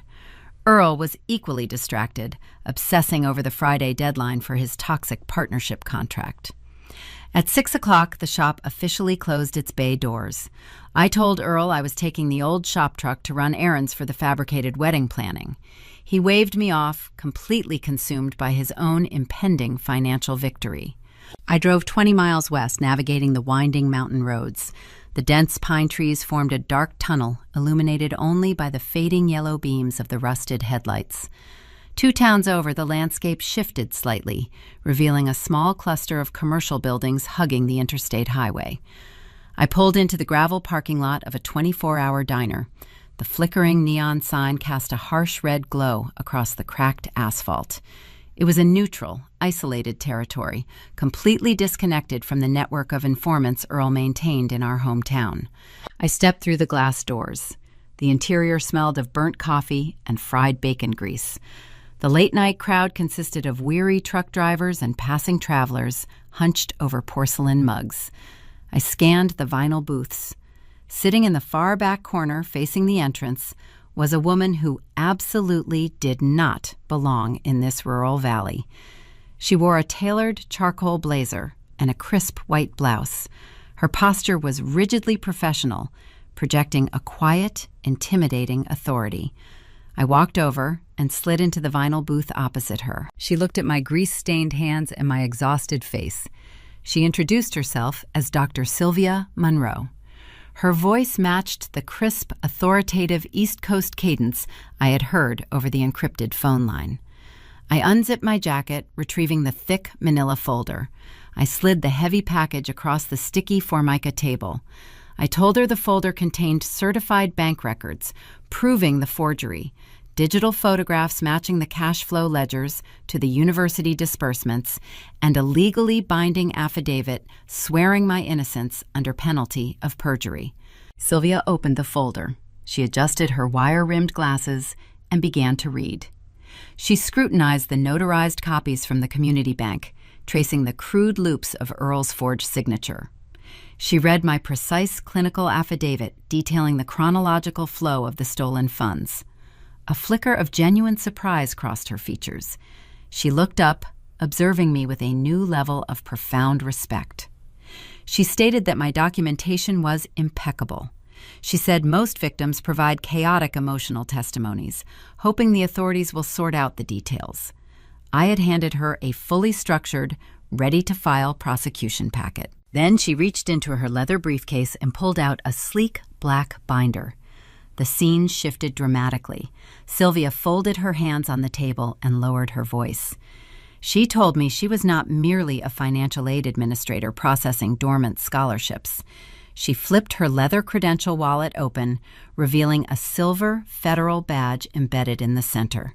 She stated she was a lead investigator for the fraud division of the United States Department of Education. The revelation hit me like a physical shockwave. The stakes of my quiet rebellion multiplied exponentially. Sylvia explained that the university was not just looking to claw back $80,000 from a struggling rural mechanic. They were working in direct conjunction with federal prosecutors to build a racketeer-influenced and corrupt organizations case, an official RICO indictment. Earl had not acted alone. His fraud was part of a larger systemic exploitation ring involving corrupt regional business owners siphoning federal rural development grants across state lines. The authorities had suspected the network for months, but lacked the definitive internal paper trail to secure search warrants. My meticulous manila folder was the exact keystone evidence they needed to bring the entire operation down. Sylvia looked me directly in the eye. She told me I was no longer just a victim seeking to clear my name and escape a toxic household. I was now a federally protected star witness in a criminal investigation. Any retaliation from Earl would be treated as tampering with a federal informant, resulting in immediate incarceration without bail. The crippling fear that had dominated my life for 4 years evaporated into the stale diner air. I possessed the entire weight of the United States government shielding my back. But Sylvia was not finished. She opened the black binder, sliding a second document across the table.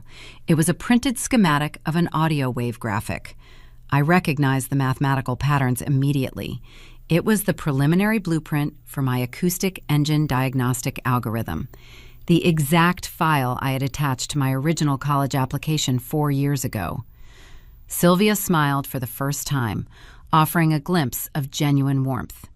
She told me the engineering department had retained my file, marveling at the underlying logic.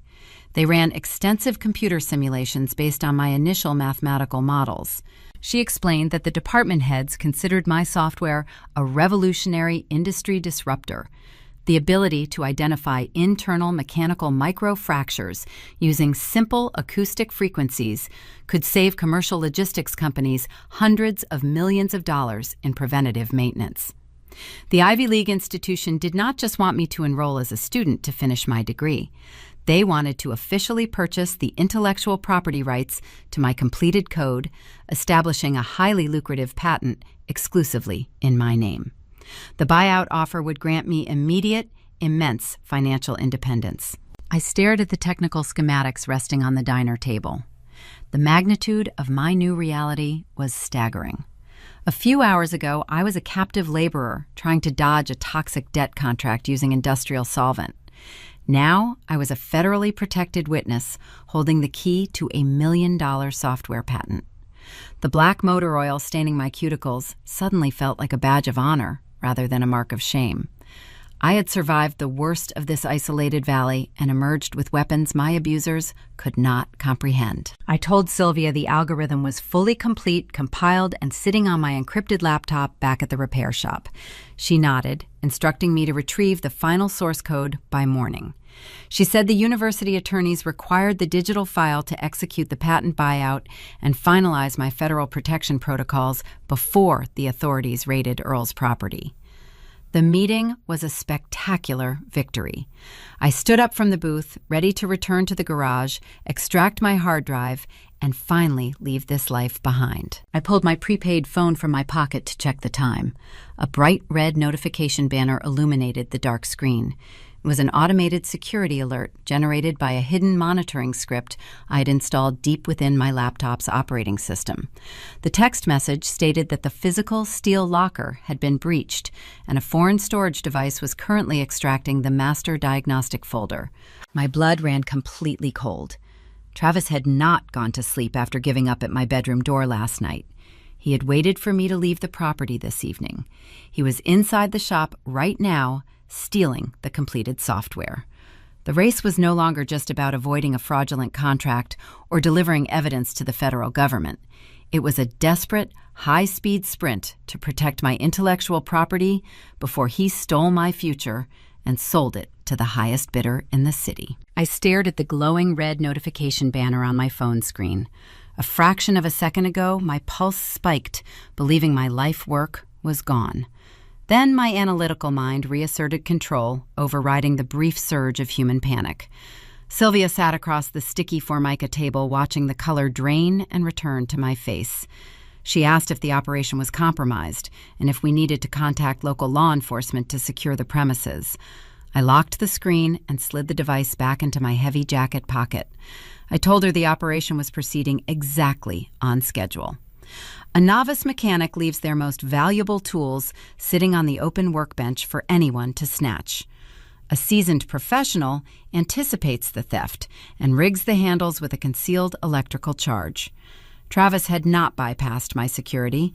I had left the door unlocked on purpose, and he had just walked directly into a digital bear trap. I drove back through the dark mountain pass, feeling an unfamiliar sense of profound calm.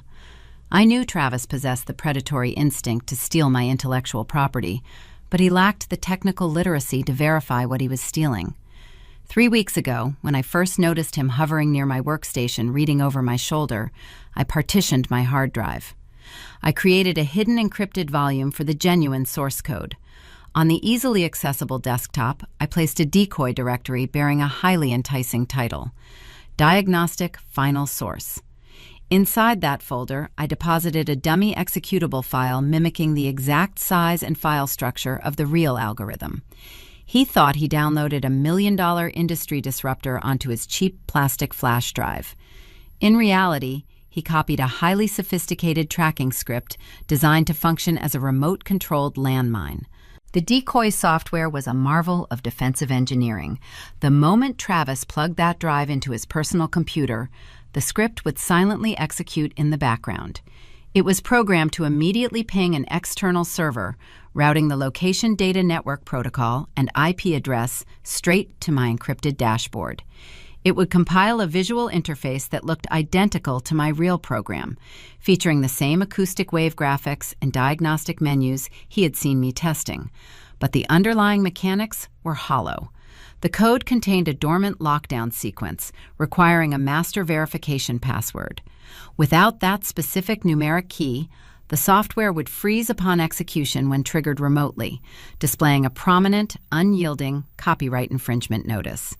He was currently sleeping in the converted basement of our manufactured home, dreaming of immense wealth, entirely unaware he was holding a live grenade. The sun broke over the Appalachian ridges the next morning, bringing the oppressive Friday humidity. The stakes for this specific day were staggering. Earl expected me to sign his toxic partnership agreement by nightfall. The federal fraud audit deadline marched steadily closer, and Travis was preparing to pitch my stolen labor to regional venture capitalists. I clocked in at 7, donning my stained coveralls and retrieving my heavy steel tools.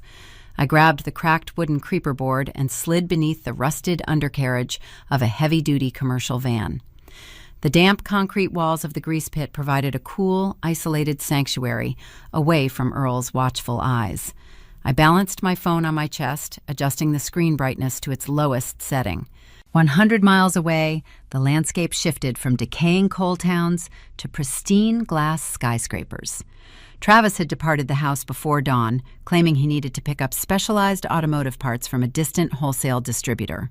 His actual destination was the affluent commercial district of the state capital. The tracking script on my phone updated, providing a precise geolocation coordinate. He was walking down a high-end retail avenue far removed from the dirt and grime of our valley. My screen displayed his digital footprint as he connected his phone to a public wireless network inside a luxury menswear boutique. Travis was preparing his visual aesthetic for the upcoming investor pitch scheduled for Monday morning. He despised the rugged manual labor culture Earl worshipped, preferring the polished veneer of corporate wealth. He selected a tailored, slim-fit suit woven from imported Italian wool, pairing it with a silk tie and expensive leather Oxfords. The price tag rivaled a month of gross revenue at our failing repair shop.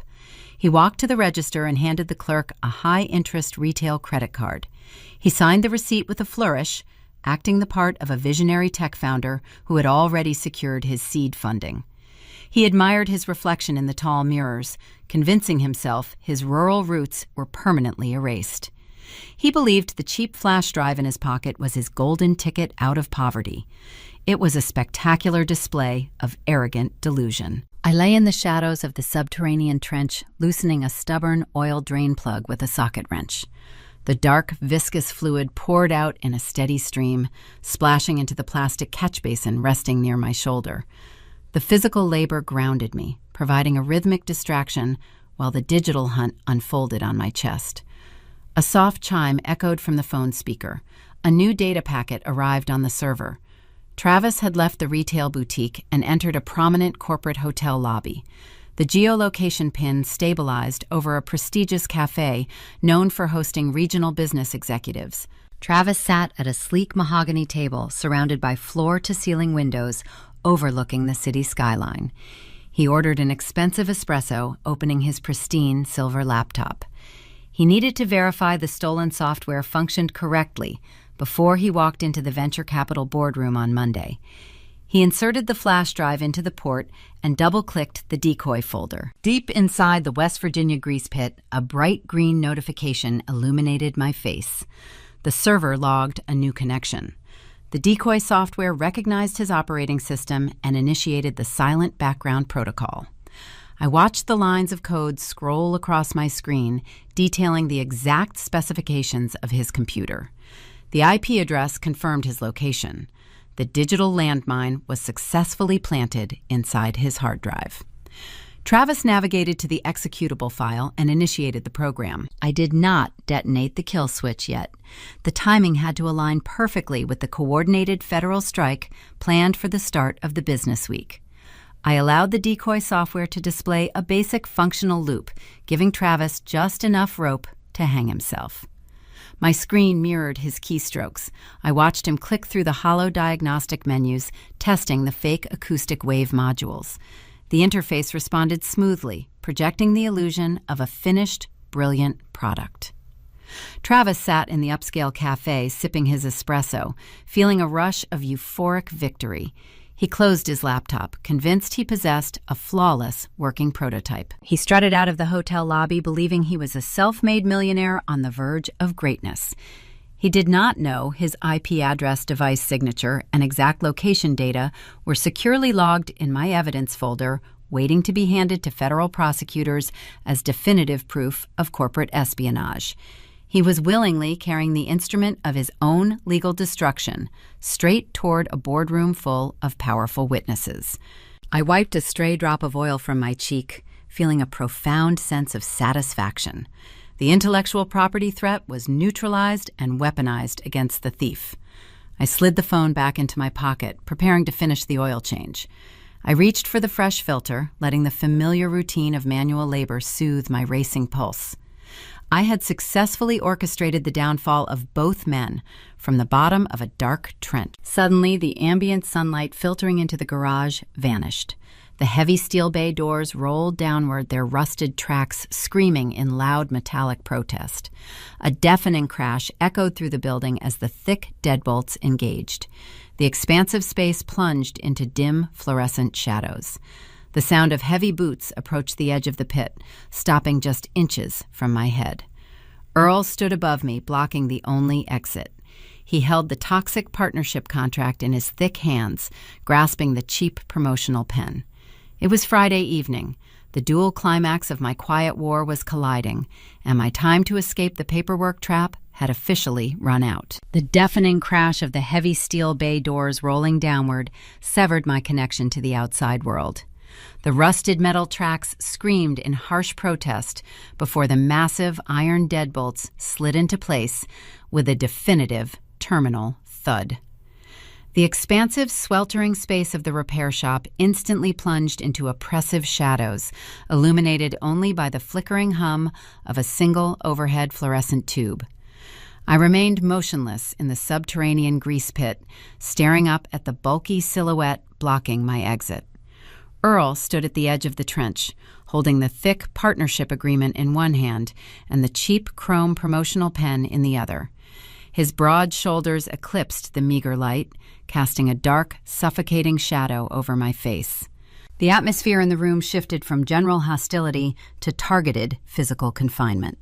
The air felt thick and asphyxiating, carrying the concentrated scent of aerosol brake cleaner and stale tobacco. A second figure stepped into the narrow pool of light. Travis had returned from his excursion to the state capitol. He no longer wore his pristine tailored suit, but his arrogant posture remained entirely intact. He leaned casually against a towering red tool chest, crossing his arms over his chest. A smug, triumphant smirk played across his lips. He watched me with the satisfied expression of a predator who believed he had already consumed his prey. He thought he possessed my $1 million diagnostic software, and now he was eager to watch his father strip away my remaining financial independence. I was completely surrounded by a toxic lineage of thieves. Earl did not yell. He did not need to raise his volume to project danger. He used a low, menacing growl that reverberated against the concrete walls. He ordered me to climb out of the trench immediately. I wiped my hands on my thighs, deliberately slowing my movements to project calm compliance. I grabbed the metal rung of the ladder and pulled myself up onto the main floor. Standing before them, the visual disparity was stark. I wore heavy canvas coveralls, stained with days of dark sludge and carbon deposits. Travis looked like a polished corporate executive waiting for his chauffeur.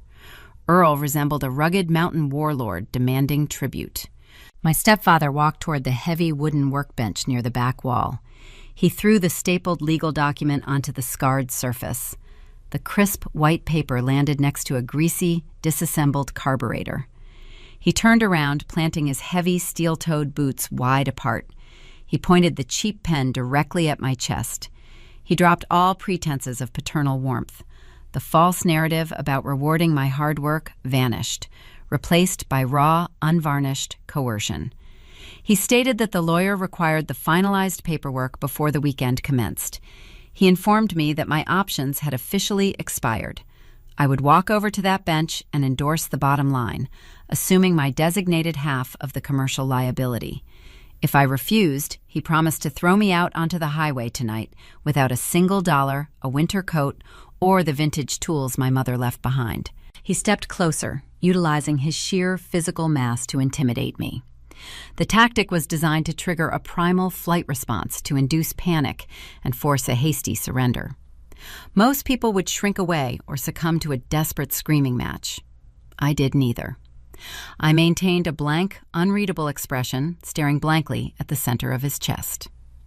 Inside my mind, an entirely different process was unfolding. I was calculating the precise chemical viscosity of the industrial degreaser I had used hours earlier. That morning, I had intentionally soaked a specific microfiber rag with a highly alkaline solvent synthesized for breaking down polymerized carbon deposits. I kept that damp, toxic cloth hidden deep inside the reinforced left pocket of my coveralls, waiting for this exact confrontation. While Earl delivered his threatening ultimatum, I casually slipped my left hand into the deep pocket. I pressed my fingertips firmly against the saturated cloth. The sharp, acrid chemical burned slightly against my calloused skin, but I did not flinch. I coated the pads of my index finger, thumb, and middle finger with an invisible, microscopic layer of the corrosive liquid. I pulled my hand free, letting it rest naturally at my side. I looked at Earl, offering a quiet, defeated nod.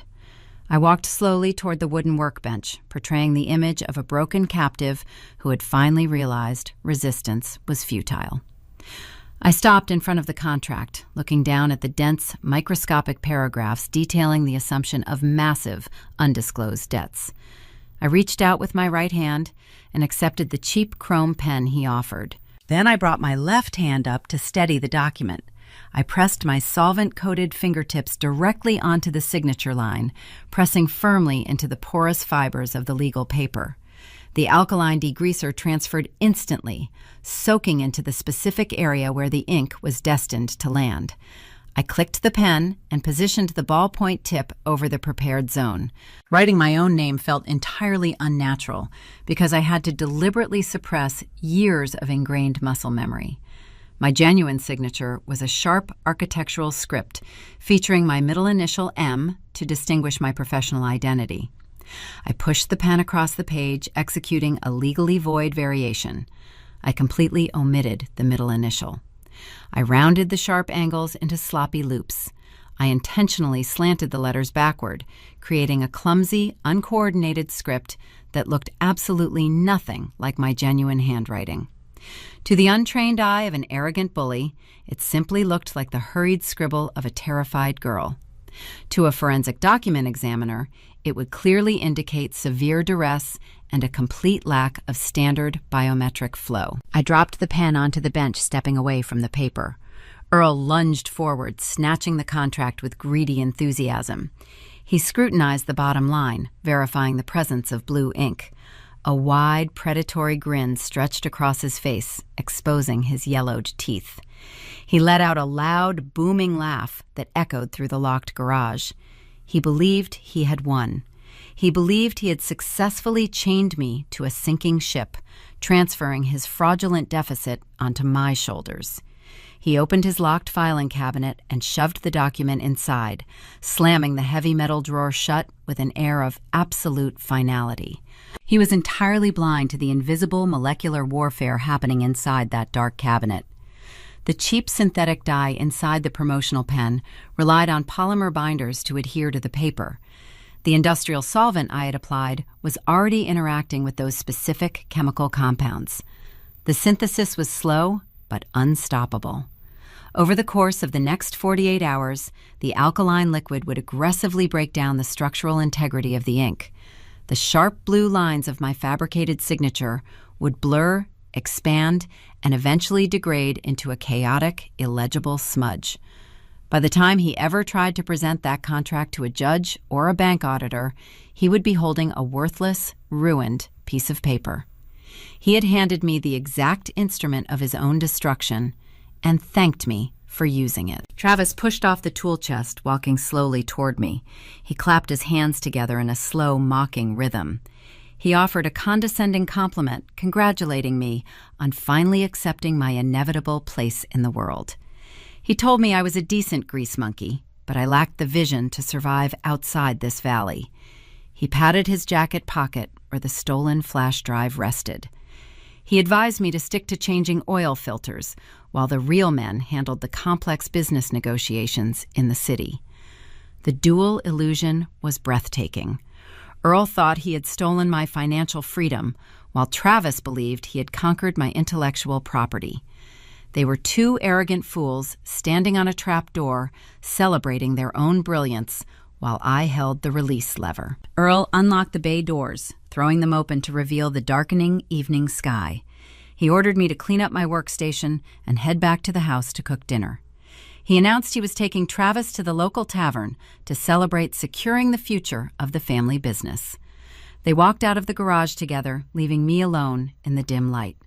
I watched their taillights fade down the rural highway, feeling a profound, icy calm settle over my mind. The grueling physical confrontation was over, but the most agonizing phase of the operation had just begun.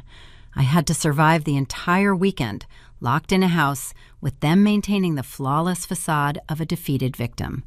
I had to endure their boasting, their insults, and their casual cruelty for 2 full days without breaking character. Every hour felt like a physical weight pressing against my chest. Saturday dragged into Sunday, an endless loop of forced smiles and quiet obedience. I cooked their meals, washed their dishes, and listened to Travis rehearse his corporate pitch in the basement. My entire existence focused on the impending arrival of Monday morning. On Sunday evening, the tension inside the house reached a boiling point. We were sitting around the scarred kitchen table eating a silent dinner. My burner phone was hidden safely in my room, packed alongside my mother's vintage tools and the manila envelope containing the federal evidence. At exactly 8 o'clock tomorrow morning, I plan to transmit the digital files triggering the multi-agency strike. The timeline was perfectly coordinated with Dr. Monroe and the federal investigators. Earl suddenly slammed his empty glass onto the table, shattering the quiet atmosphere. He wiped his mouth with the back of his hand and looked directly at Travis. He announced a slight change of plans. He stated he was not going into the repair shop tomorrow morning. Instead, he planned to drive directly to the community bank the moment the doors unlocked at 7:30. He intended to present the newly signed partnership agreement to the regional loan officer, hoping to secure an immediate emergency line of credit before the afternoon clearing cycle. My heart stalled in my chest. The carefully orchestrated timeline instantly collapsed. If Earl presented that contract to the bank manager before my federal fraud packet processed through the bureaucratic channels, the local financial institution would officially register me as a liable business partner. The solvent degradation on the signature might not be fully complete by dawn, leaving just enough legible ink for a corrupt rural loan officer to authorize the transaction. The Monday morning strike was no longer a synchronized execution. It had just become a razor-thin, high-speed race against a desperate man, and I had lost my crucial head start. I stared at Earl across the kitchen table, processing the sudden acceleration of his schedule. He intended to secure an emergency line of credit at 7:30 in the morning. My synchronized federal strike was slated for 8. If he reached the loan officer before the fraud alert populated the banking mainframe, he might secure the capital using the degrading signature. I could not let him leverage that poisoned contract. I excused myself from the dinner table, clearing my plate with practiced subservience. Once inside my bedroom, I locked the cheap hollow door and pulled my encrypted laptop from my backpack. I did not need to wait for standard business hours to initiate a digital transmission. The internet does not sleep, and federal reporting portals operate around the clock. I connected my machine to an untraceable virtual private network, routing my signal through a secure offshore server. I digitized the entire contents of the manila folder using a high-resolution portable scanner I had purchased months ago in secret. The certified bank records, the Ivy League disbursement logs, and my sworn affidavit transformed into encrypted data packets. I drafted 3 separate secure transmissions. The first dispatch bypassed Jessica and the local rural branch entirely, going straight to the corporate risk management division of the parent banking network. The second packet went to the United States Postal Inspection Service, detailing the cross-state mail fraud and systemic forgery. The final transmission was a direct, secure upload to Dr. Monroe and her federal task force, compiling the entire racketeer-influenced and corrupt organization's evidence file. I scheduled the batch release for exactly 6 in the morning, ensuring the automated risk algorithms would lock the accounts the moment the financial servers cycled online for the new week. I did not sleep that night. I sat on the edge of my narrow mattress listening to the house settle. I pictured the intricate digital tripwires I had laid across multiple state lines, waiting for the dawn to trigger their execution.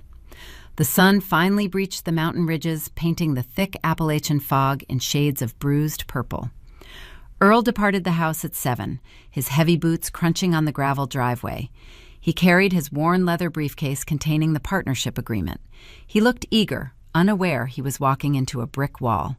I waited 15 minutes before driving the old shop truck down to the garage. I unlocked the heavy steel bay doors, breathing in the familiar scent of motor oil and cold concrete. I did not put on my stained canvas coveralls. I wore clean dark jeans and a plain gray shirt. My days of unpaid manual labor were officially over. I sat at my workstation, opening my laptop to monitor the dual execution of my traps. The digital dashboard glowed softly in the dim light of the repair bay, providing real-time telemetry on my quiet retaliation. At 7:45, my phone buzzed with an automated alert confirming the delivery of the corporate packets. The Central Fraud Division had executed a system-wide freeze on all assets tied to Earl's Social Security number. The snare was armed.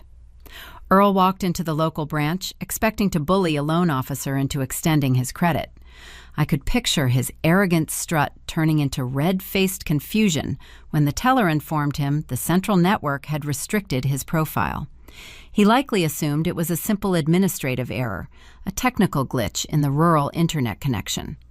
He left the bank empty-handed, driving down to the regional auto parts distributor to purchase supplies for the upcoming week. The local culture in this isolated valley placed immense value on a man's financial reputation. To be denied credit at the parts counter was a public humiliation.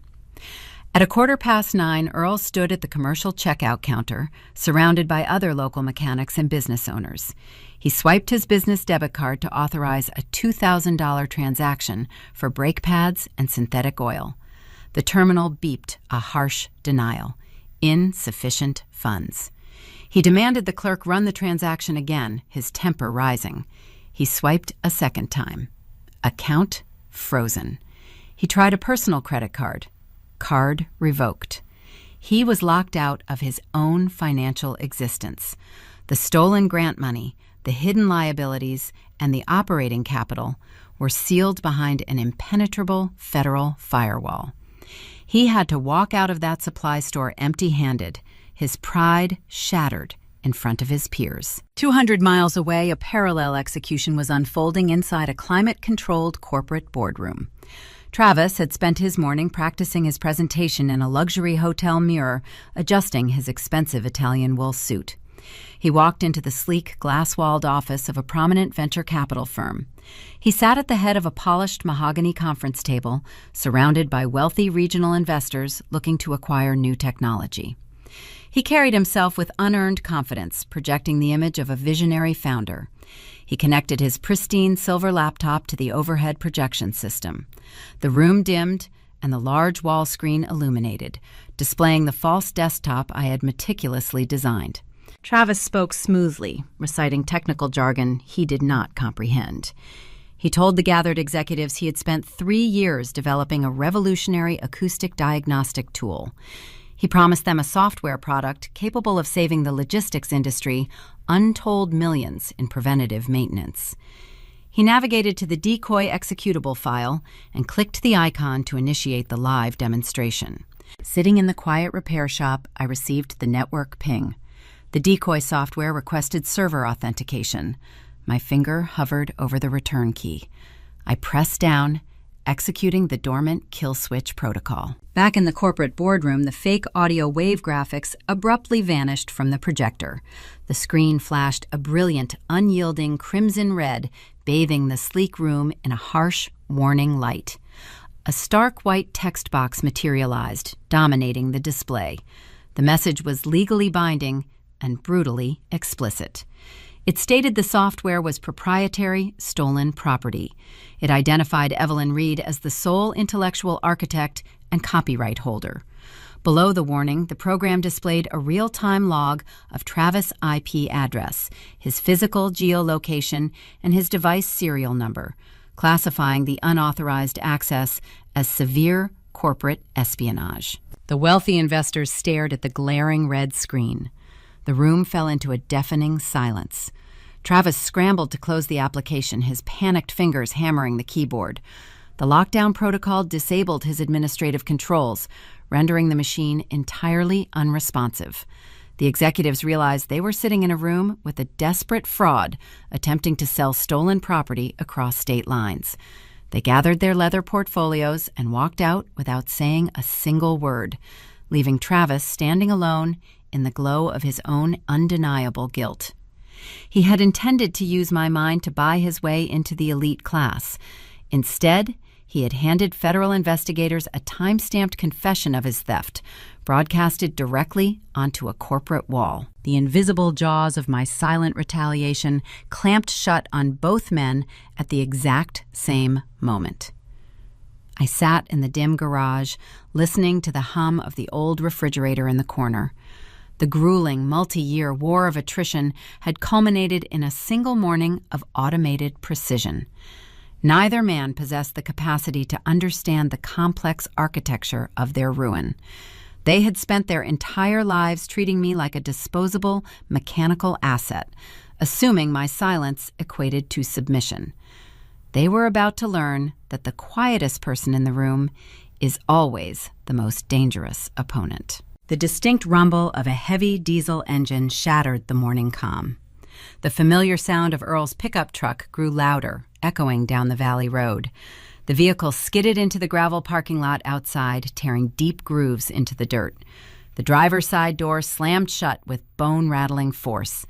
Heavy, frantic footsteps pounded across the pavement, heading straight toward the open bay doors. He was holding a stack of declined plastic cards, and he was looking for someone to blame. The heavy pedestrian door adjacent to the main repair bays flew open with explosive force. The metal handle smashed against the concrete block wall, sending a loud crack echoing through the cavernous garage. Earl stomped into the dim workspace, breathing heavily. His face was a mottled shade of deep purple, displaying a level of unhinged fury I had never witnessed before. The veins in his thick neck bulged, straining against the collar of his faded flannel shirt. He marched directly toward my workstation, his heavy boots pounding the floor like a marching executioner. He clutched a handful of colorful plastic rectangles in his right fist.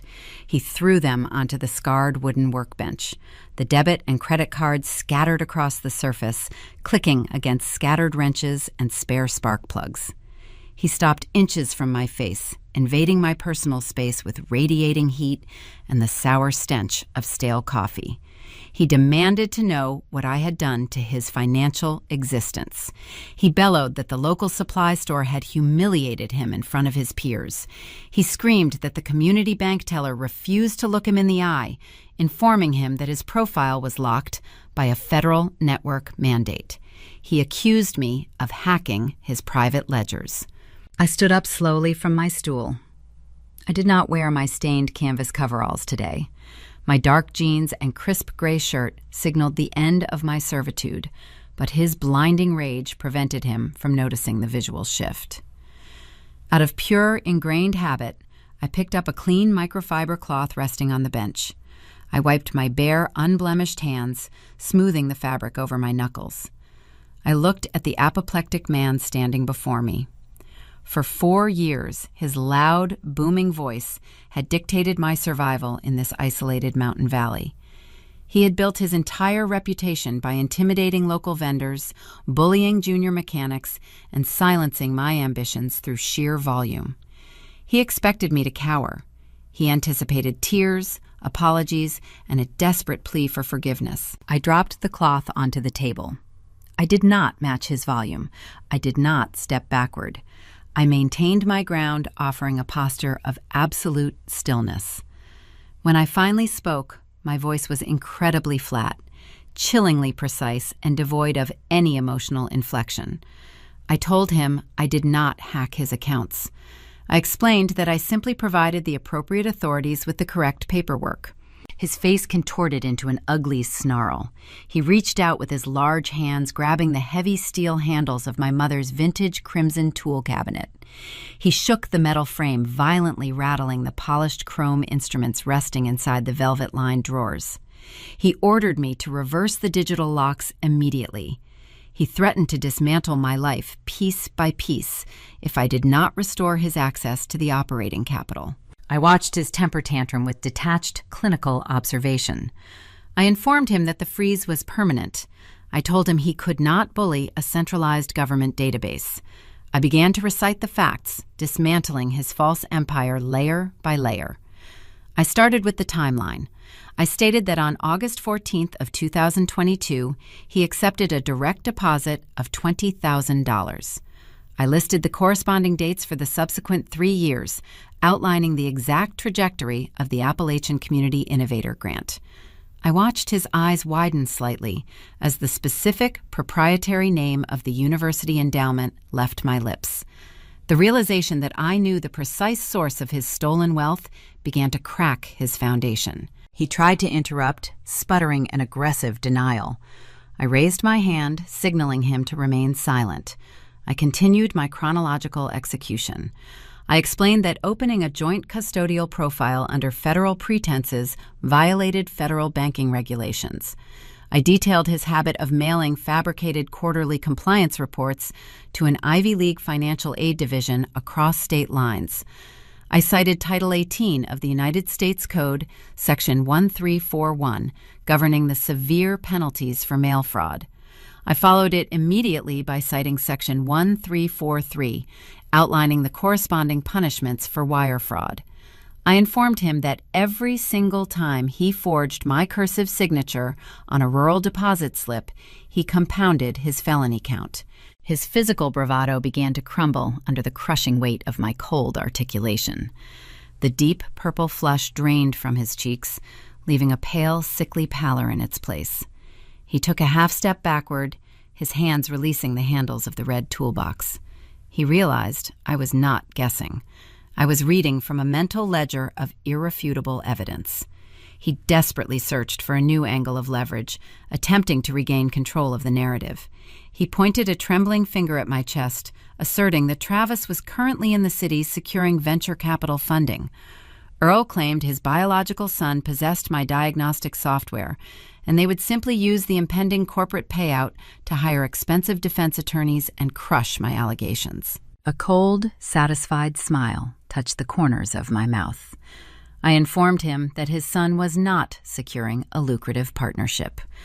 I revealed that Travis had stolen a rigged decoy folder. I recited the exact internet protocol address associated with his son's laptop. I listed the precise geographic coordinates of the prestigious commercial boardroom where Travis had initiated the stolen executable file less than an hour ago. I described the glaring red lockdown screen currently broadcasting a corporate espionage warning to a room full of wealthy regional investors. I told Earl that Travis was likely being escorted out of a glass skyscraper by corporate security guards at this exact moment, leaving a time-stamped digital confession on a federal server. The air drained from Earl's lungs. He slumped against the edge of the workbench, grasping the wood for physical support. The dual illusion of his financial dominance and his son's impending wealth shattered simultaneously.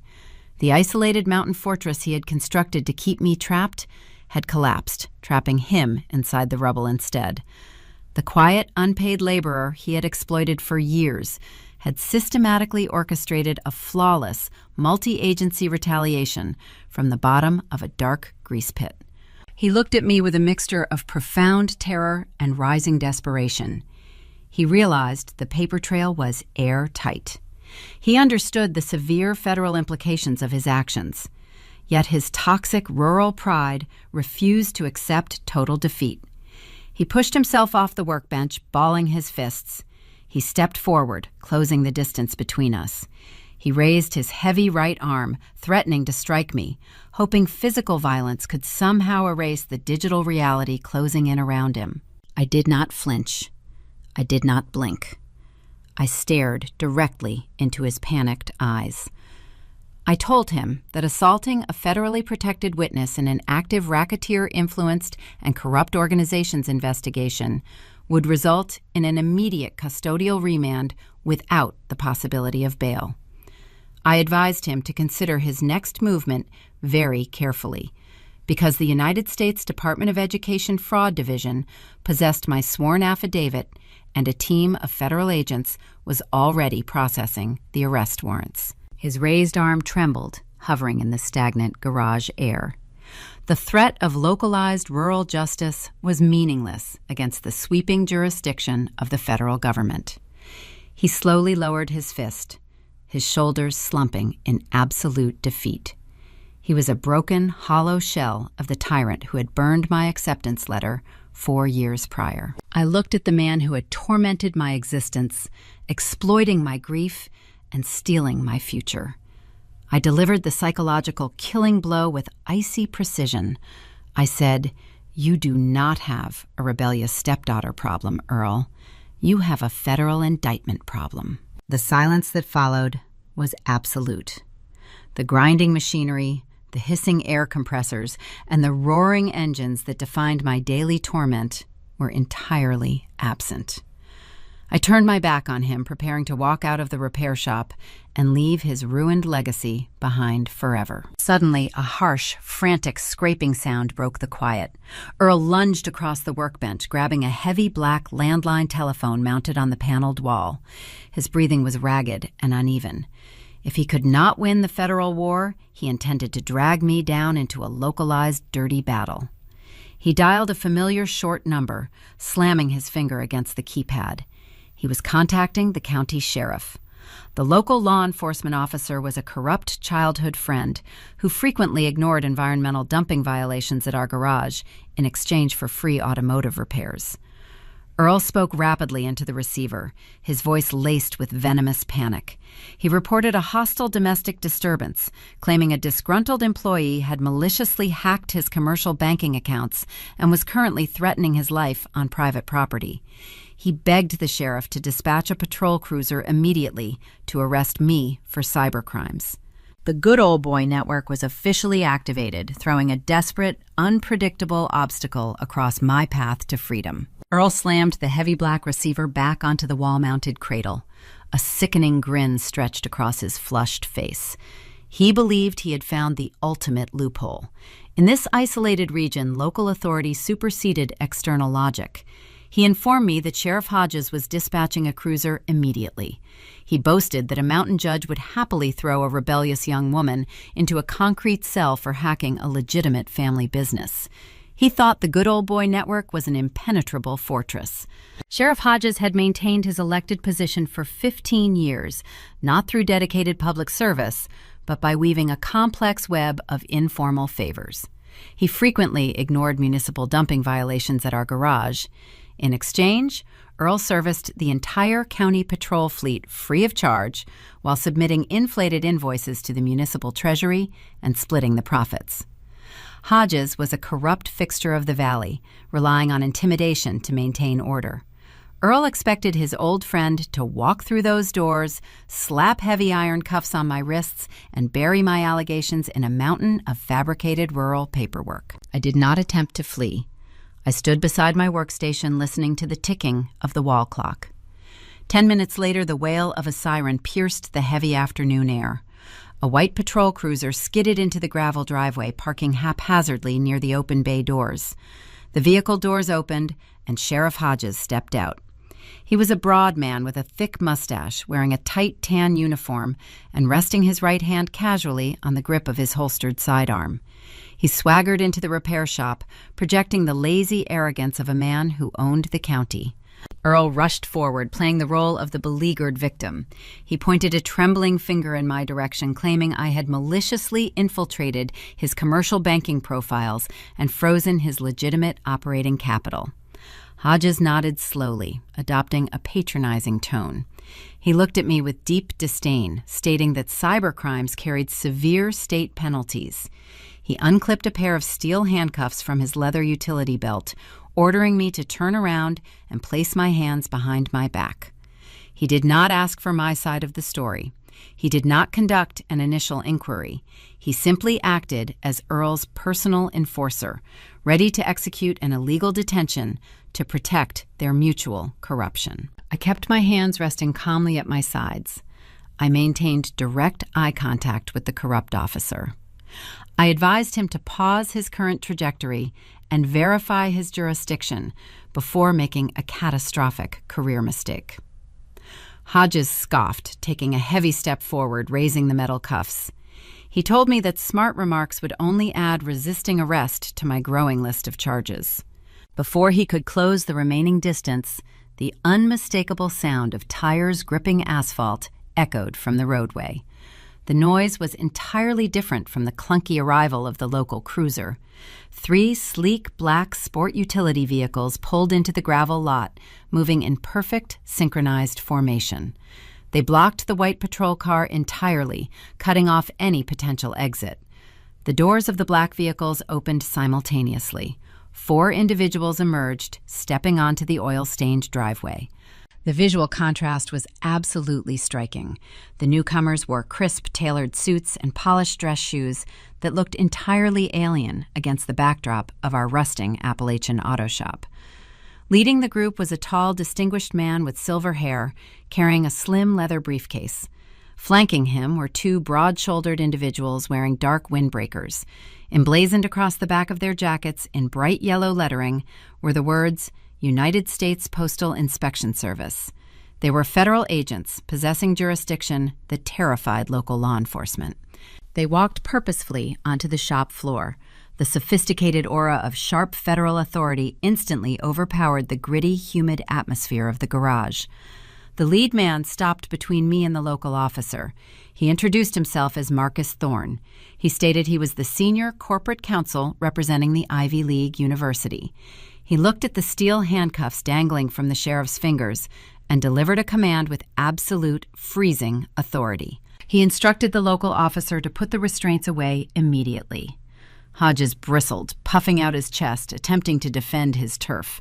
He claimed he was responding to a localized domestic disturbance and a reported cybercrime. Marcus Thorne opened his leather briefcase, extracting a thick stack of official documents bearing raised federal seals. He informed the sheriff that there was no localized cybercrime occurring on this property. He declared that Evelyn Reed was a formally documented and federally protected witness, currently assisting the Department of Education Fraud Division in an active racketeer-influenced and corrupt organizations investigation. The color drained instantly from the sheriff's face. The acronym alone was enough to terrify any corrupt official. A RICO case meant massive, sweeping federal indictments, wiretaps, and deep forensic audits. Thorne continued his relentless verbal assault. He stated that the local community bank had already surrendered the foundational signature cards, proving systematic forgery. He revealed that federal magistrates had authorized comprehensive asset freezes across all connected accounts earlier that morning. Thorne looked directly at Hodges, warning him that interfering with a federal informant would result in obstruction of justice charges, placing the local officer firmly within the crosshairs of the impending indictment. Hodges realized instantly that Earl was entirely radioactive. The vast informal network of favors and bribes that sustained their relationship dissolved in a matter of seconds. The sheriff took a rapid step backward, holstering the metal cuffs with trembling fingers. He muttered a quick, frantic apology, claiming there had been a severe misunderstanding regarding the nature of the dispatch call. He turned his back on his longtime friend, walking briskly out of the garage and fleeing the scene to save his own career. He abandoned Earl to the federal wolves without a single backward glance. Earl stood completely alone in the center of the vast workspace. The protective shield of his mountain valley had been brutally stripped away. The two postal inspectors stepped forward, surrounding him. They produced their own set of heavy restraints. They informed him he was being placed under investigative custody pending formal arraignment for systemic mail fraud, wire fraud, and federal identity theft. The towering tyrant who had ruled my life with screaming demands and physical intimidation was reduced to a pale, trembling shell. He looked wildly around the room, searching for an escape route that did not exist. He stammered frantically, demanding to contact his private attorney. He claimed he possessed the financial resources to fight these baseless allegations in a court of law. Marcus Thorne closed his briefcase, offering a smile devoid of any warmth. He delivered the final piece of poetic justice with surgical precision. Thorne informed Earl that his commercial ledgers, personal savings, and hidden equity lines were entirely seized by the United States government. Because the funds were derived from stolen university grants, he possessed zero access to liquid capital. Thorne stated that Earl could not afford a private defense firm. Instead, he would have to request representation from the state-appointed public defender office. The irony was staggering and absolutely perfect. For years, Earl had mocked the concept of higher education. He had actively sabotaged my future, claiming that academic elites were useless parasites who could not survive in the real world. He had forced me into brutal manual labor, demanding I conform to his toxic anti-intellectual worldview. Now, facing decades in a federal penitentiary, his entire survival depended exclusively on the exact demographic he despised. He was entirely at the mercy of a highly educated, underpaid attorney holding an advanced law degree. His hatred for the educated class had become his ultimate prison. The federal agents secured the restraints, clicking the locking mechanisms into place. They guided a thoroughly defeated man toward the waiting black vehicles. I stood silently, watching the architect of my misery being hauled away. The heavy shadow that had darkened my existence for 4 grueling years finally lifted, allowing the afternoon sunlight to stream freely through the open bay doors. The auto shop was quiet. The war was decisively won. Marcus Thorne turned toward me, offering a respectful nod. He stated that the immediate threat was neutralized, but our work was not yet complete. He explained that the university engineering department was anxiously awaiting my arrival. The preliminary diagnostic algorithm required formal demonstration, and the patent buyout paperwork needed my physical, authenticated signature. The transition from a trapped rural mechanic to a recognized software innovator required me to leave this valley and step directly into the elite academic world they had tried to deny me.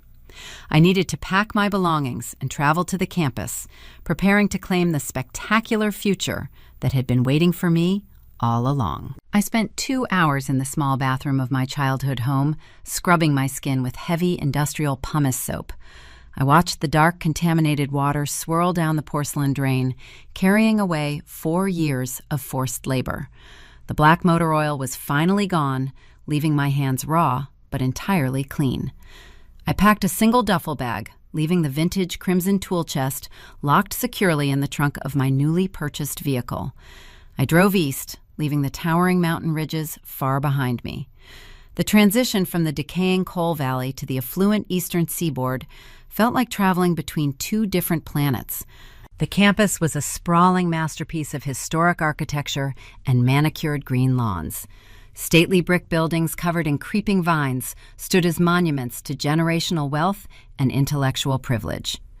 I walked up the wide stone steps of the Applied Sciences building, wearing a sharp, tailored navy blazer and crisp trousers. I did not look like a rural mechanic anymore. I looked like a woman stepping directly into her rightful domain. Marcus Thorne escorted me into a pristine, glass-enclosed conference room located on the top floor. The space smelled of expensive roasted coffee and polished leather, completely devoid of the suffocating aerosol fumes I had breathed for years. 5 prominent department directors sat around a massive oak table. They were brilliant academics, holding multiple advanced degrees, and they looked at me with a mixture of intense curiosity and subtle skepticism. They knew my background. They knew I had spent my recent life pulling transmissions in a dilapidated garage. They struggled to comprehend how an isolated laborer could single-handedly code a program that had eluded their top graduate students for a decade. A senior director named Dr. Thomas Caldwell leaned forward, adjusting his silver spectacles. He expressed polite doubt regarding the scalability of my algorithm. He suggested my preliminary data might be a fortunate anomaly rather than a replicable scientific model. He challenged my methodology, asking how I managed to bypass the ambient noise interference that typically corrupted acoustic diagnostic attempts in professional settings. I did not feel intimidated by his academic pedigree. I walked over to the central podium and connected my encrypted laptop to the main projection display. I spoke with absolute confidence, relying on undeniable empirical data rather than emotional persuasion. I explained that elite laboratories failed because they tested engines in sterile, silent environments. I built my code in a chaotic, deafening garage. I had to design a dynamic filtering matrix capable of isolating microscopic frequency anomalies amidst the roar of pneumatic drills and heavy diesel exhaust. My software did not ignore the background noise. It weaponized the ambient soundscape, utilizing it as a baseline to isolate the distinct pitch of a failing piston ring. I initiated the live simulation running a complex audio file I had recorded from a failing commercial truck 3 weeks prior. The room watched the visual interface map the sound waves in real time. The software instantly flagged a microscopic hairline fracture in the 3rd cylinder block. It was a defect invisible to the naked eye and undetectable by standard computerized diagnostic tools.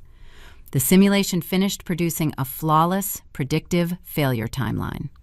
The skepticism in the room vanished, instantly replaced by profound, stunned silence. Dr. Caldwell removed his spectacles, staring at the projection screen with open reverence. The department heads realized they were looking at a paradigm-shifting technology.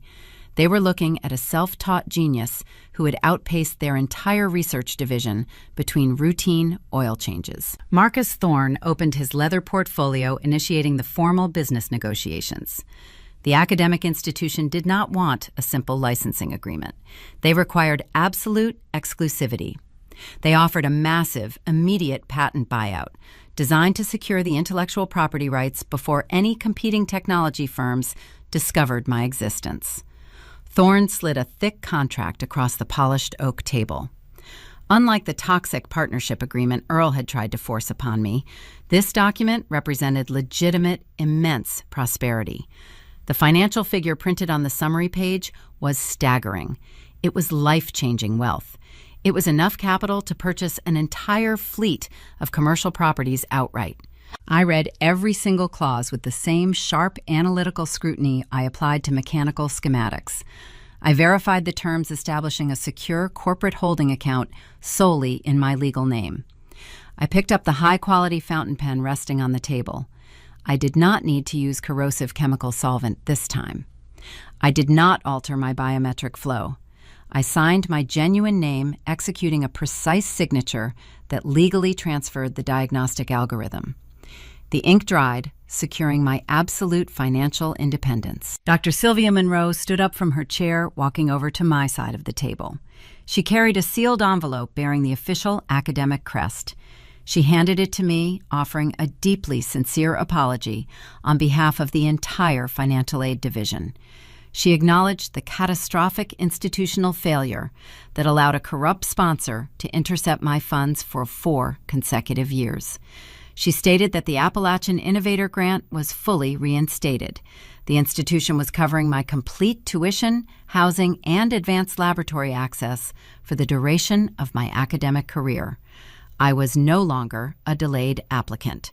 I was a fully funded resident scholar holding a massive bank balance. The meeting concluded with handshakes and respectful congratulations. I walked out of the Applied Sciences building, stepping into the warm afternoon sunlight. The air tasted clean and crisp. I had successfully reclaimed my stolen future. But a quiet, lingering thought echoed in the back of my mind. My personal victory was secured, but the physical location of my trauma still existed. The dilapidated garage in the mountains still stood as a monument to a long, abusive reign. I retrieved my mobile device, checking my secure email inbox. I had previously set up an automated alert for commercial real estate listings in my home county. A new notification had arrived during the buyout negotiations. The regional community bank, acting under the swift direction of federal asset seizure protocols, had officially initiated foreclosure proceedings on the auto repair shop. The property was scheduled for an expedited commercial liquidation auction the following morning to satisfy the massive outstanding debts left behind. The bank intended to sell the land for pennies on the dollar to any willing buyer who could provide an immediate cash transaction.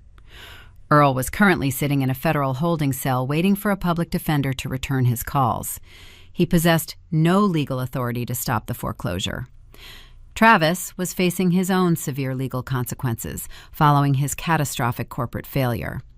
The toxic empire they had built on my exploitation was crumbling into dust rapidly. I looked down at the notification, reading the exact auction details. The bank desired a fast, clean disposal of a radioactive asset.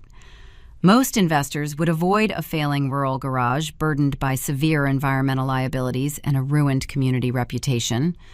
But I was not a standard investor. I was a woman holding immense liquid capital and a profound desire for ultimate poetic justice.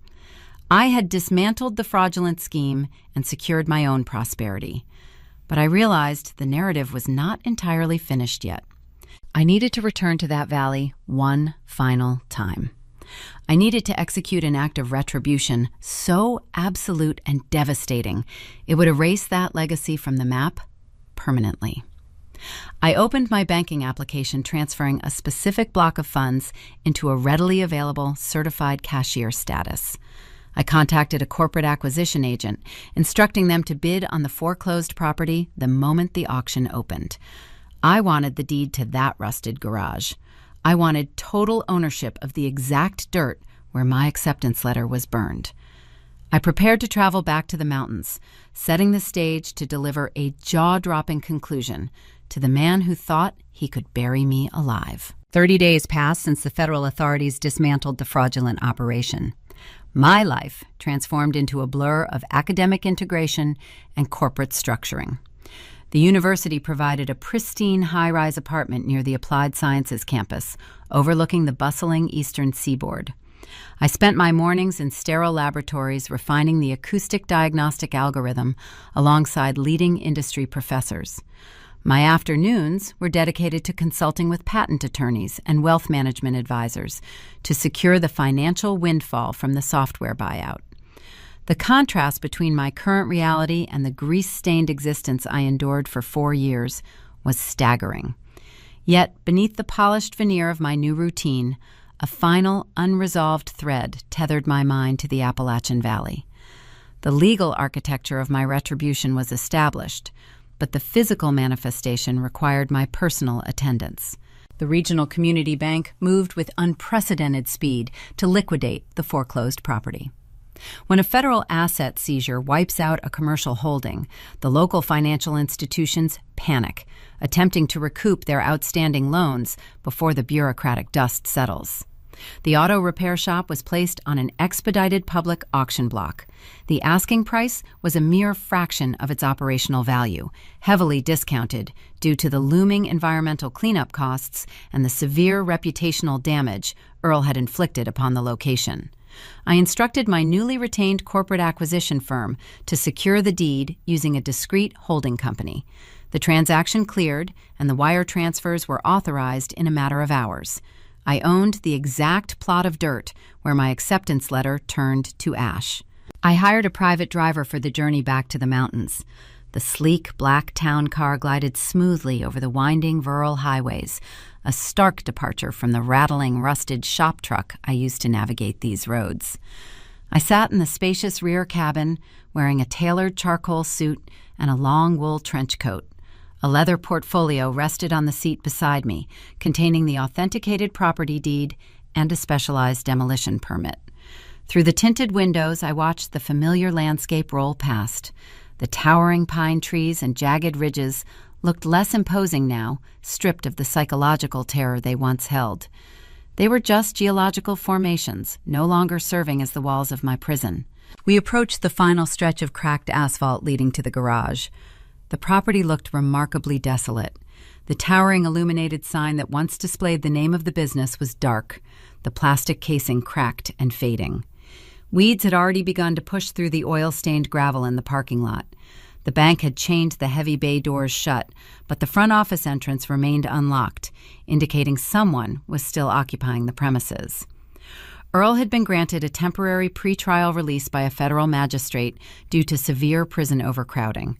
Stripped of all financial assets and abandoned by his corrupt local network, he was restricted to the immediate county lines. He wore a federal tracking monitor on his ankle and squatted in the decaying remnants of his foreclosed business, possessing nowhere else to go. The driver pulled the town car to a smooth halt near the front entrance.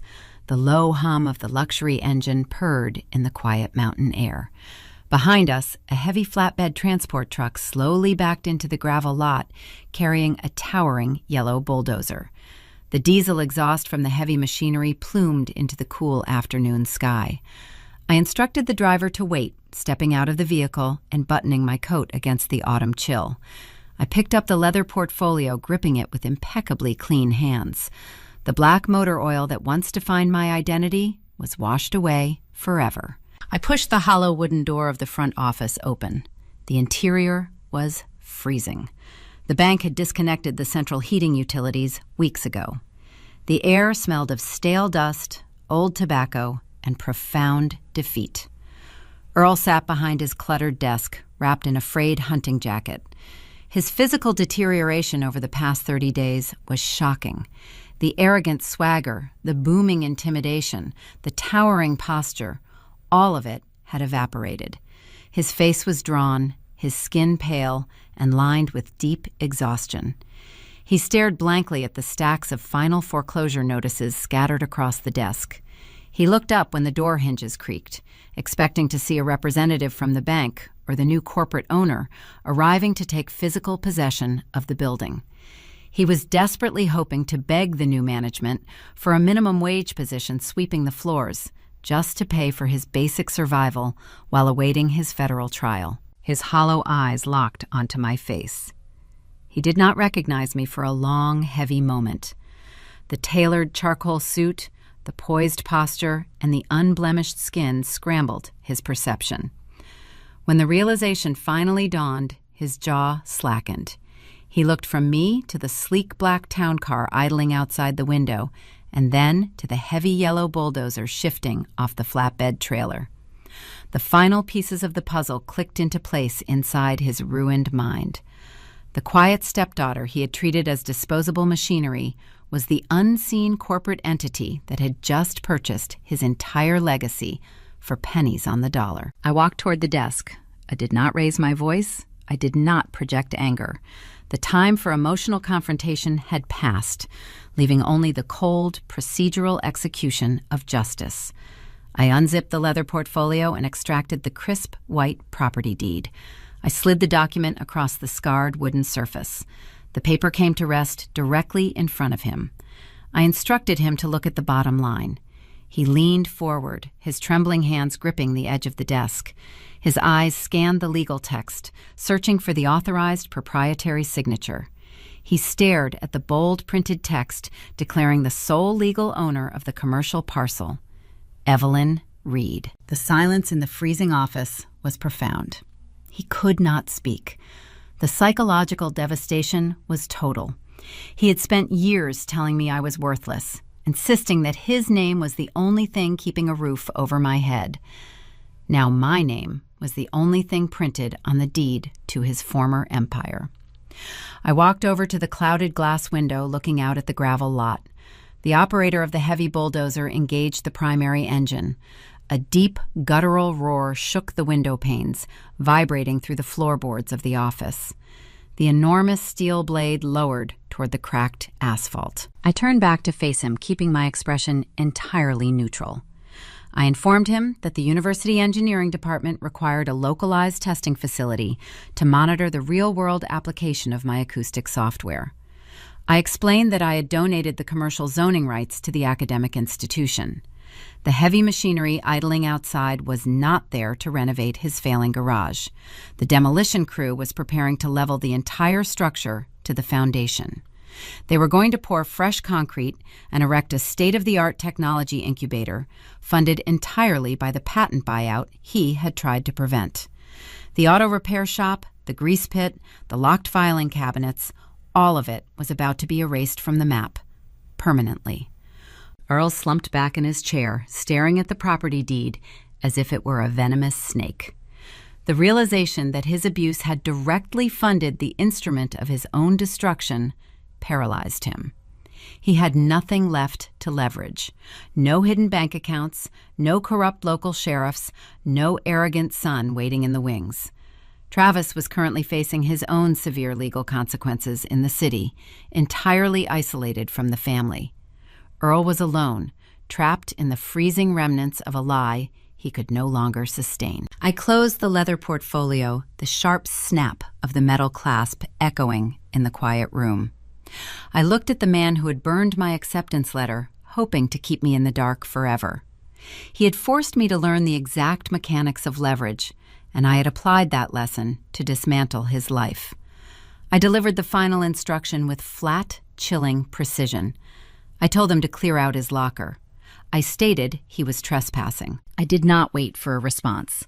I turned my back on him, walking out of the office and stepping into the crisp mountain air.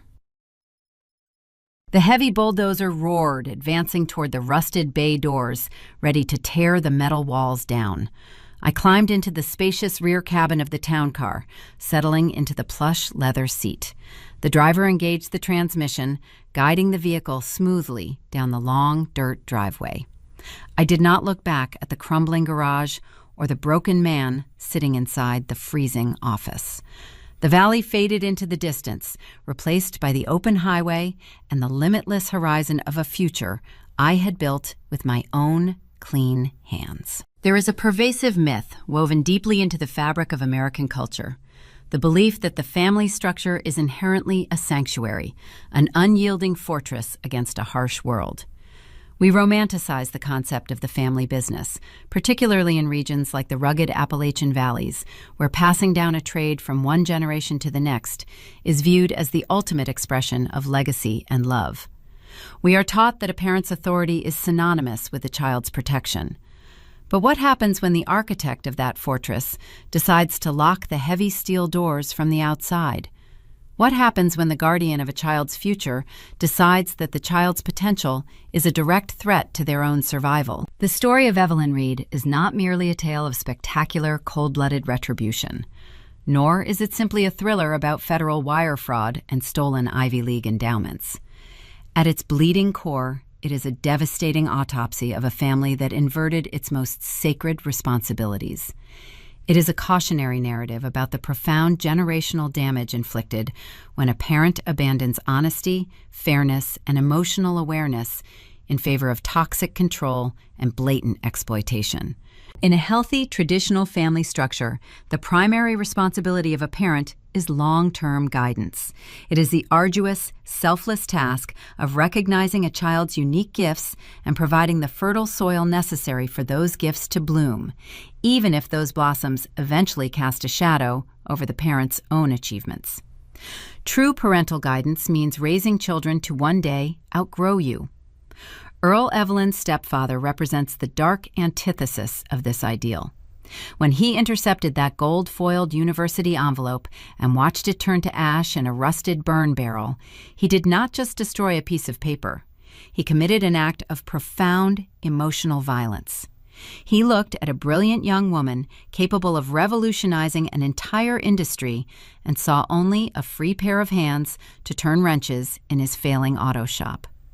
He viewed a human being, his own stepdaughter, as a depreciating physical asset, a line item on a fraudulent ledger used to subsidize his gross incompetence. This narrative forces us to confront the catastrophic consequences of raising children without fairness or emotional awareness. Earl's household was a masterclass in toxic favoritism. On one side stood Evelyn, the unvalued laborer, forced into the grime of a grease pit to keep the lights on. On the other stood Travis, the biological son, permitted to cultivate a hollow, arrogant ambition without ever staining his boots with the reality of hard work. Earl's failure to parent fairly destroyed them both. By shielding Travis from accountability and elevating his fragile ego above Evelyn's undeniable genius, Earl constructed a glass house of entitlement. Travis became a predator, perfectly willing to steal his stepsister's diagnostic software because he had been taught by his father's example that Evelyn's labor belonged to the men of the house. A parent who breeds this kind of zero-sum domestic warfare does not build a family. They breed adversaries sleeping under the exact same roof. Contrast this suffocating dynamic with the brief, luminous memory of Evelyn's late mother, Clara. Though her time was cut tragically short, Clara provided the only genuine long-term guidance Evelyn ever received. She did not teach her daughter how to endure abuse. She taught her how to conquer it. When she guided a 12-year-old Evelyn's hands over a heavy steel breaker bar, whispering that a good mechanic never forces a stripped bolt, but instead finds the right leverage, she was imparting a masterclass in emotional and tactical survival. Clara armed her daughter with a philosophy of quiet intellectual endurance. It is a beautiful testament to the fact that true parenting values outlive the parent. That single grounded lesson in leverage was the catalyst that allowed Evelyn to strip away her grief, curate a flawless manila folder of federal evidence, and orchestrate the total financial and legal dismantling of her abusers. Raising a child in modern American society requires a bedrock of absolute honesty. When a parent lies to a child, especially a lie as colossal as forging an identity to siphon $80,000 in rural development grants, they do not merely break a rule, they shatter the fundamental architecture of trust that a child requires to navigate the world safely. Earl's deception was a slow, agonizing poison. He manipulated the cultural pride of the working class, twisting the honor of manual labor into a psychological chain designed to keep Evelyn convinced of her own inferiority. But a lie that massive always possesses a half-life. When the truth inevitably surfaced, in the form of a phone call from an Ivy League compliance director, the betrayal did not produce a weeping, helpless victim. It produced an architect of ruin. Children who are systematically lied to by the people meant to protect them do not simply forgive and forget. They learn to survive in the dark and eventually, they learn exactly how to turn the dark against their captors. If you find yourself captivated by the intricate, quiet mechanics of shifting power dynamics and the profound satisfaction of watching toxic loyalty unravel, you are not alone. These narratives resonate because they give voice to the silent battles fought behind closed doors every single day. To explore more tales where ordinary people meet impossible family choices and walk away holding the deed to their own lives, make sure to follow Luke Vengeance. There is a deep, resonant power in witnessing the quietest person in the room finally pull the structural pins out of a corrupt legacy. As we reflect on Evelyn's journey from a subterranean grease pit to the pristine boardrooms of the academic elite, we are left with a lingering, uncomfortable question about the nature of our own relationships. We are culturally conditioned to believe that blood is thicker than water, that family is an unconditional bond, requiring infinite patience, perpetual forgiveness, and silent endurance. We are told that we must always leave the door open for the people who raised us, no matter the cost to our own souls, simply because they are family. But perhaps that conventional wisdom is the greatest lie we tell ourselves. The truth is far more rigorous and far less sentimental. Family is not a biological right. It is a continuously earned privilege. It is an ongoing contract renewed only through mutual respect, unwavering honesty, and the shared desire to see each other thrive. If a parent, a sibling, or a guardian chooses to weaponize that contract, if they demand your loyalty while actively dismantling your future, they forfeit their place at your table. Forgiveness without accountability is not grace. It is merely complicity in your own destruction. Sometimes, the most profound act of self-love is not reconciliation. Sometimes, the only way to honor your true potential is to meticulously document the betrayal, hand the perpetrators the exact instruments of their own ruin, and quietly bulldoze the house they tried to bury you in. Leverage is not inherently cruel. In the hands of the betrayed, it is simply the sound of the universe balancing its ledger.